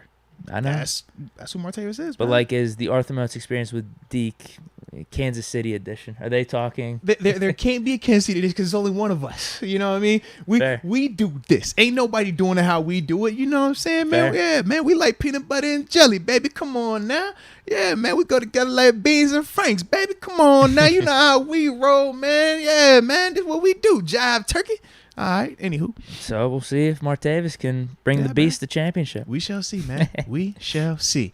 All right. So I think we got a couple supers that just came in. We'll get those, and then from there, man, wrap up with the last topic and hit them with the deuces. Fisher Momentum says we winning it. Stairway to 7. Let's go. Also says he's a pretty high profile guy. He says book me as a special guest like you do for T. Garvin.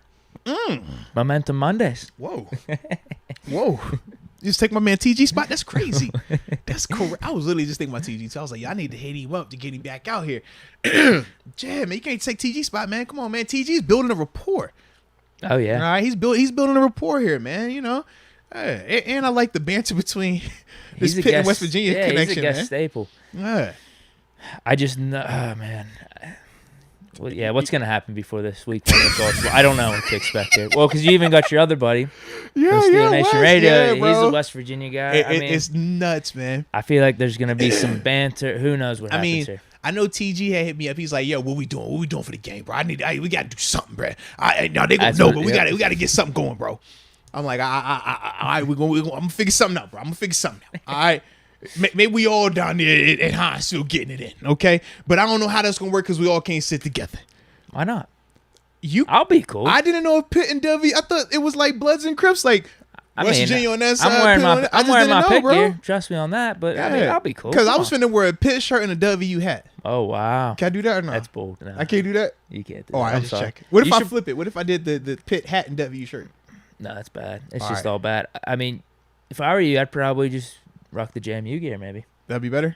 Maybe. I mean, the best would be just rocking all Pitt. You can't go half, though. Pitt stuff, though. If I had to rank it, you go all Pitt, or you go... I mean, this is me, too. Okay. Me personally. You go all Pitt, or you go JMU. And yeah, the half stuff, that doesn't really work. Okay. But I don't even know if that's better. I think you go all WVU before you go the half. Oh, at least pick a side, right? Oh, fair enough. Yeah. Pick a side there, man.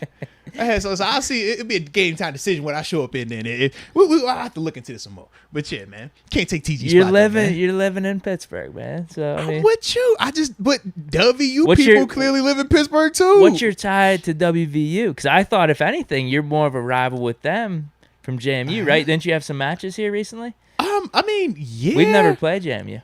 Yeah, I don't know. I never view West Virginia as a rivalry, though. I look at them as they can be victims. You know, we can get it how we want to get it. They don't want to run it back. I'm down for whatever, though. Like it was only one game. Yeah, that wasn't a because the other one was like when Gino was still playing. I'm like, bro, I ain't thinking back that far. Oh, okay. Yeah, so it's like it's too spaced out, but yeah, man, that's my only connection is I work or I have close relationships with West Virginia people. Dorn Dickerson jersey, but I'm close with Pitt people too. You're right, Dorn. That's the homie. Come on, man, that's a former teammate as well. So see, how can I choose Dorn over? Which was I played longer with TG though. You got me and Doran, and then you got TG and Wes, huh? As your West Virginia guy. Yeah, it's like the exact same dynamic for both. One media, one player. Huh. Yeah, I'm stuck in the middle, see? Can't help myself, bro. Who else is... There's got to be some more Pitt people around for media, right? That you've interacted with. Who else do I know that went to Pitt? Bill Stahl. Bro, I'm sure I know a lot of Pitt alum. Chris Carter Critiques. He's another dude that's doing like the media beat writer and stuff. He's a Pitt guy. Okay. Yeah, my dude Brian. I do know way more Pitt people than West Virginia people. I would throw that out there. Yeah, I know way more Pitt people. Yeah, you would hope so, being in Pittsburgh. Very true. Very true. Very true. I'm just surprised when I run into West Virginia people though, because it's a good amount of them here as well though. Yeah, it's only an hour south. It's a good amount of West Virginia people out here, bro. Well, I think that's it for the Super Chats. All right. So, no. I'm sorry. Oh, what you got, Fish Momentum just dropped a few more here. Oh, what do you got? What do you talking about? What do you say? He says, just one day, and I'll give you all the stories. Okay. He also says, Moats, a Crip blood mix. Bro, y'all got chill, man. Yeah, he reiterated just a one-time thing. We'll have to look into it. We'll see what's up. Yeah. We'll look into it. What are the fans saying about it? That's the real question. Exactly. Yeah. Might have to pull that up. Yeah. Not today, though. Not today. But, anywho, let's get to this last topic. And that is, we have our NBA Finals matchup now, baby. Yeah. It's official. It's done. Celtics, Warriors. Game 1 in the Bay. Thursday night. Now, we had to preview it today because, obviously, next time we record will be on Friday. And it will be after Game 1. So, want to get a chance to talk to you prior to. What are your thoughts? Just initial thoughts of the matchup. Celtics match up really well with the Warriors. They've weirdly had success against them. They have. Over these last, I think it's like 8 or 9 years. Going back to 2014. They're the only team that has a winning record against the Warriors. And so this is including some of those KD teams. Very true. And throughout that time, it's been mostly I forget when they drafted Tatum, but it was after 2014, right? Got the whole Tatum and Brown connection. So was that even with Isaiah Thomas? They ever wouldn't No, had some of those records included in that record. The year because it was when his sister died. Yeah, because that was the year when Tatum banged. Was that the year when Tatum banged on Bron? I don't know. Oh, so wait, you remember Tatum? This is actually a great question. Yeah, because that was like Tatum's rookie year. It was either his first or second year when he banged on. You know what I'm talking about, right? Everyone makes the joke that Tatum's still like 19 years old because you think he's like that young. When did he come in the league? 2017. Okay, so yeah. 2017. Yeah. So I don't know who was that. Isaiah Thomas. Who else was on that team? It was just Isaiah Thomas dropping 30 points. No, because Hayward was hurt. No, he was hurt. Remember, he broke his leg the first game. Remember? When he, because they got Hayward with Kyrie. Yeah. Yes, I don't even Who know, was bro. That Isaiah Thomas? Pull that up. That's a good question. You being serious? You yeah, dead serious, man. I'm curious. Okay, I am too. 2014, 2015. Yeah, pulling up the IT. Okay. Avery Bradley. Wow. Jeff Green. Kelly Olynyk. Brandon Bass. Rondo was still there. Marcus Smart, that was his rookie year. Evan Turner. Isaiah Thomas isn't even on this team. They must have got him after. Jeez. So that team right there. Phew. Maybe they weren't having as much success. Although if you include it in the record, they probably caught some wins. They probably did. You know what I mean? Because you know how the stats are. You favorite one way or another. Like they would have started at 2015 or 16. Yeah. Whenever the Celtics started winning, having that Very winning true. record. So maybe they did catch some dubs back in 2014. All right, so that's a little off track, but I mean they match up well. They match up well against Golden State overall. And this is not even going. Yeah, good dynamic wings that can guard and score in terms of Jason Tatum and Jaylen Brown. So yeah, got a guard that can actually defend Curry and pester him in terms of Marcus Smart. You got the size, obviously with Al Horford, the William, was it Grant? No. Yeah, Robert. Both, both, but Robert Williams is better. The big one. Yeah. Yep. So like thinking of that,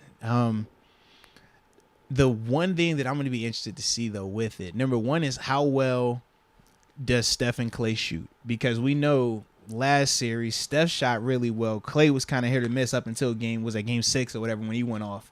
So what does that look like for Klay? If he's shooting like that and if Steph and Klay are on, then yeah, it could be gory at times, right? But if one of them are on, is that enough?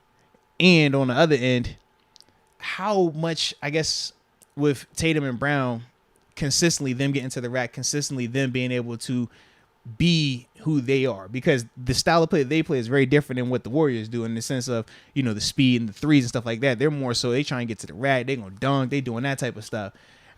It's that whole just dynamic of, well, which stars are gonna play better, because the Celtics on paper, I think they do match up well, really well. Yep. But it's something about Golden State and how they can shoot and that whole mystique around Steph when he gets going to Splash Brothers and stuff like that. And Wiggins, he's another one. X factor, I think. I think Wiggins and Jordan Poole, those are my two X factors from the on the Warriors side.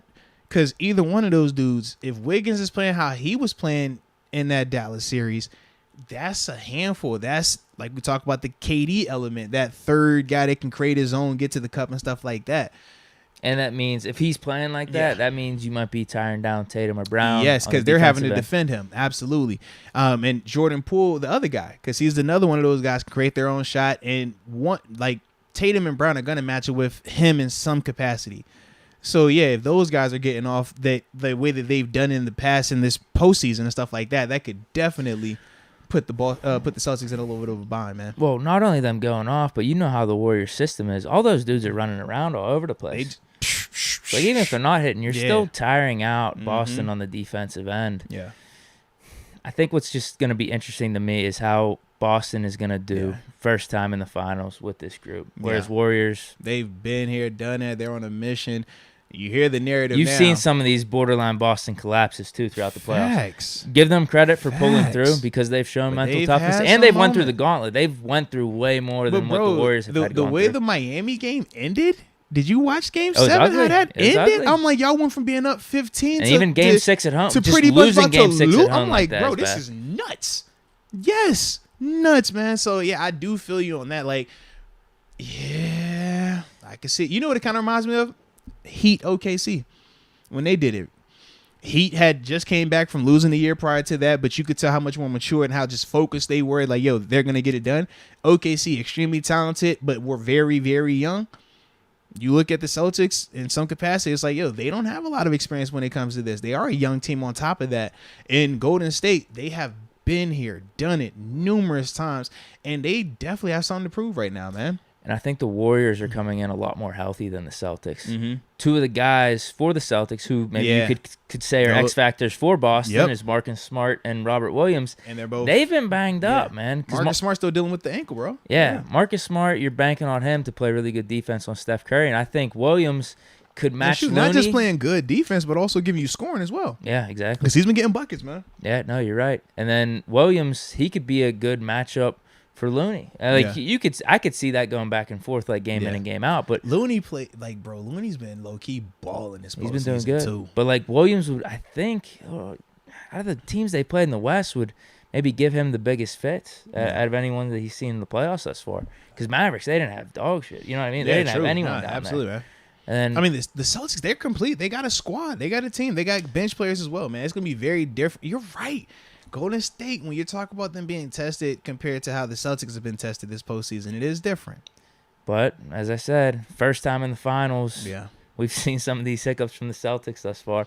I wonder if it's a flip the switch moment and they're just like, we're playing with house money. We already beat all the teams that they said we couldn't beat or we shouldn't beat. Exactly. Yeah. This was already our revenge tour. Now it's just like, let's have fun. That, bro. They had to go through Brooklyn, Milwaukee. Dang, just got done with Miami. Yeah. Yeah. It's all in how you, I guess, perceive it now. Jeez. Are you playing with house money or are you still like kind of nervous with it? So the past two East Conference representatives in the finals, one's the former champ, being the Bucks. Obviously, the Heat. I mean, the Heat had just ran it, and then Brooklyn smoked them 2 years ago, or was it last year? I can't remember. But KD went off, and they couldn't stop them at all. Yeah. I think it was last year because Brooklyn beat the Celtics, and then Brooklyn lost to the Bucks. Right? I think that's how it went. That's gonna be interesting, right there, man. Dang. That's what I'm saying. But I'm trying to think, man. In terms of if there any player that I think deserves a ring more than the other guys, right? Because I'm like, yo, Clay's storyline would be crazy. Him coming back from the ACL and the Achilles to get the ring. I think of Steph getting another one without Durant and what that would mean for his legacy and stuff like that. Yeah. I think of Dagon Tatum, if he goes and gets him one now with his squad, his first go around, like with the group, in terms of taking them to the finals, stuff like that. Shoot, I even think of old school Al Horford. I was a Dagon. I liked the Gators when it was him, Jakim Noah, Dagon, Corey Brewer and company. Like, that was a vibe, bruh. So I'm like, yo, it's dope seeing him out there. But who needs the ring the most? Is this the question? Steph. Whoa.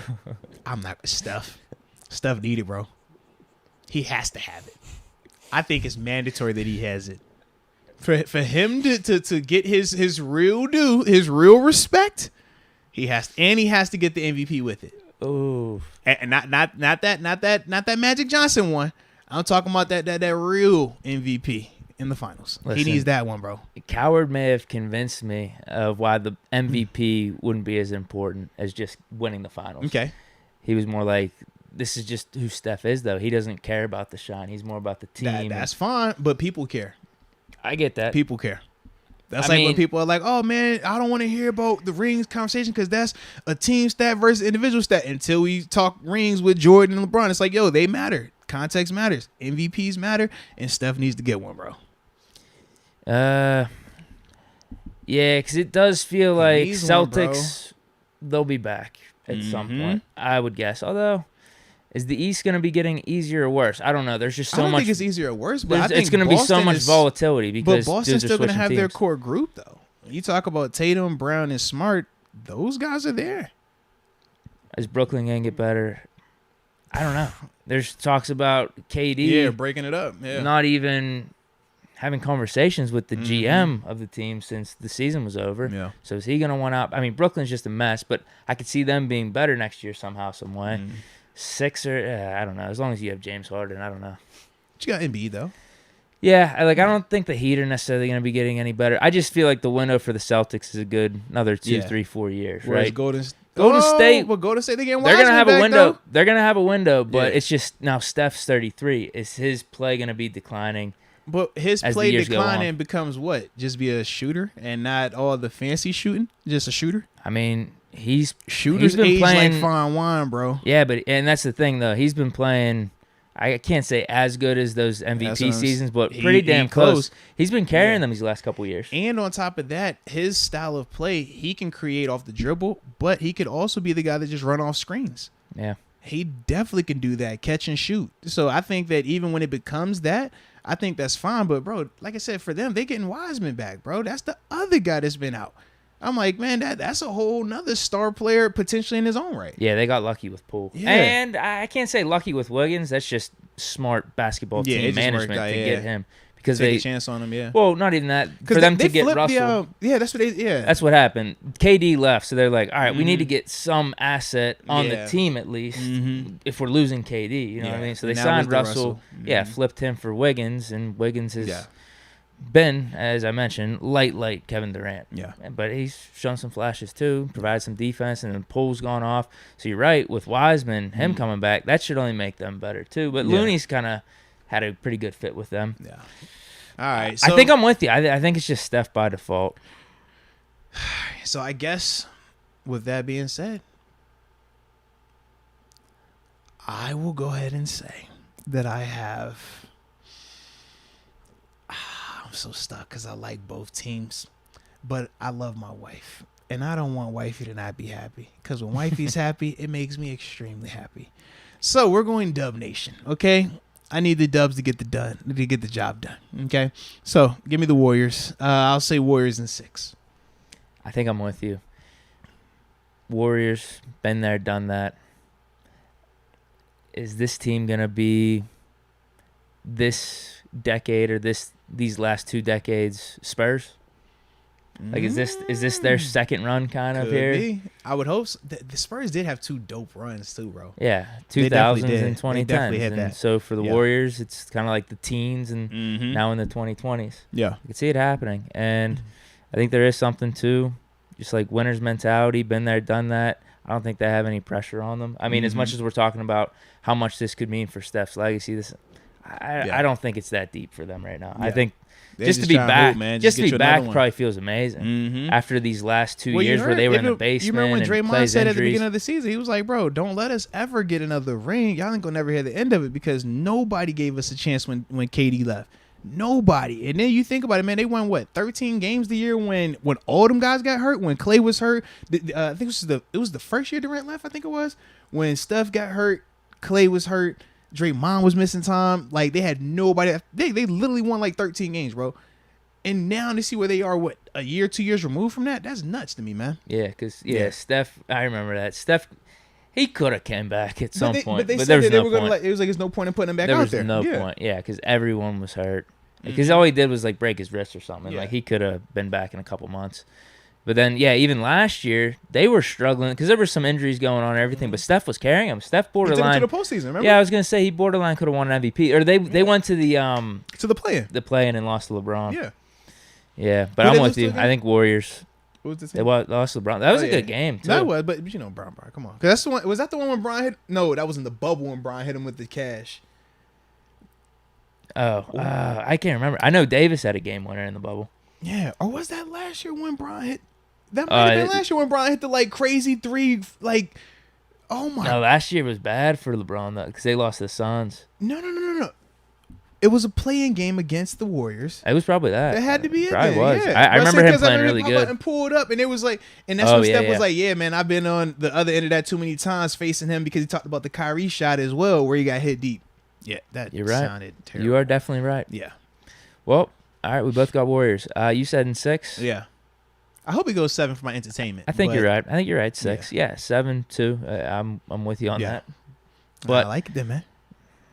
I don't know, man. Seeing the Celtics, how they folded a couple of these games. Oh, man. Yeah, I know. They've almost made it. I mean, the Heat. They don't look like they're closers, bro. Listen, Butler was amazing, but the Heat team sucked. Let's just be real. No, you got to chill. I don't think the team as a whole. They just don't have. They just didn't have the name. Lowry Everybody wanted a name. They didn't have a name. That was it. But if Jimmy hits that 3 in transition, we not saying that team sucks, bro. Oh, I think Warriors destroy the Heat. Oh, 1,000%. They get what I'm definitely saying? would because they don't have enough offensive firepower to keep up with them. That's the difference with the Celtics. They do.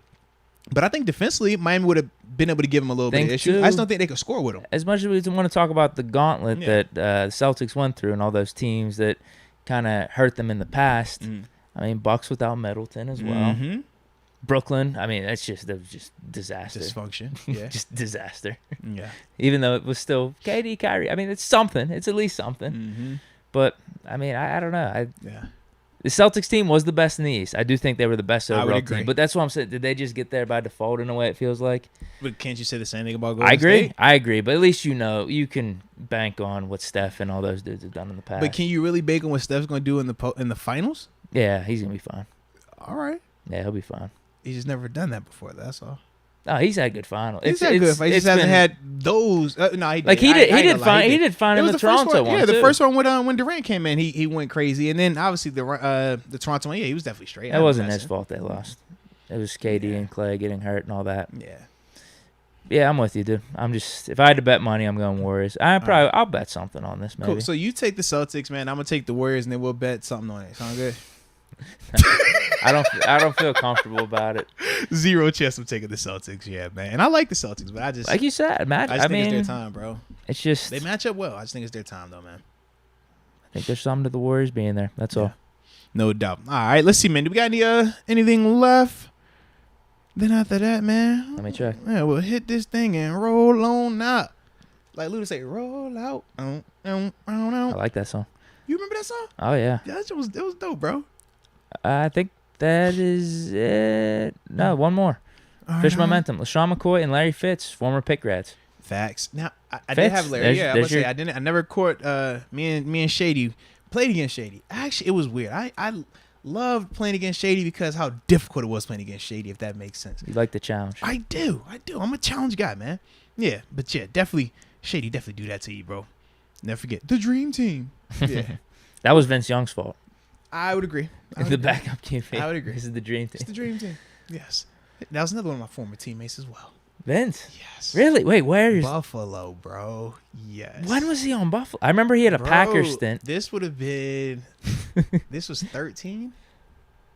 Yeah, it was like my last year. He was there for the off. I don't know if he made it to the regular season, bro. Because he had got in trouble, like taking out loans, bro, and wasn't paying them back. Bro, so he didn't even make it to the regular season. Okay, yeah. Like, literally, man, I remember, like, him having, like, these, like, dudes pull up to the facility, like, bro, what is going on? Yeah, man. This was different, bro. Wait, didn't he play for Green Bay? He probably had a preseason there. I thought he did. That's what he did with us. In Buffalo, he had a whole offseason with us. It was him, Kevin Cobb. Who else was out there doing? Tavares Jackson. Yeah, he was out there with us. Yeah, they all had an off season. Yeah, definitely. Look, there's Vince Young. Yeah, that's him. But there's nothing that pops looks up. So stank too. There's nothing that pops up on Pro Football Reference. Yeah. There you go, right here. Yep. Against the Steelers. Yeah, man. That's when he hit me with the little back shoulder action. I wasn't a fan. No. Yeah. It was a vibe though, bro. It was a vibe. Learn something new every day. Yeah, man.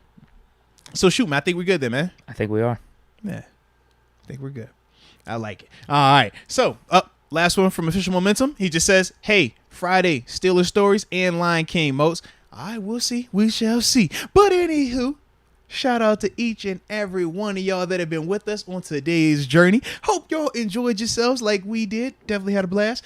Always appreciate the support, man. And like I said, man, no show Wednesday, but we will holler at y'all Friday, all right? Friday, kick it with us like we always do. So with that being said, enjoy yourself, stay safe, and until next time, baby. Peace.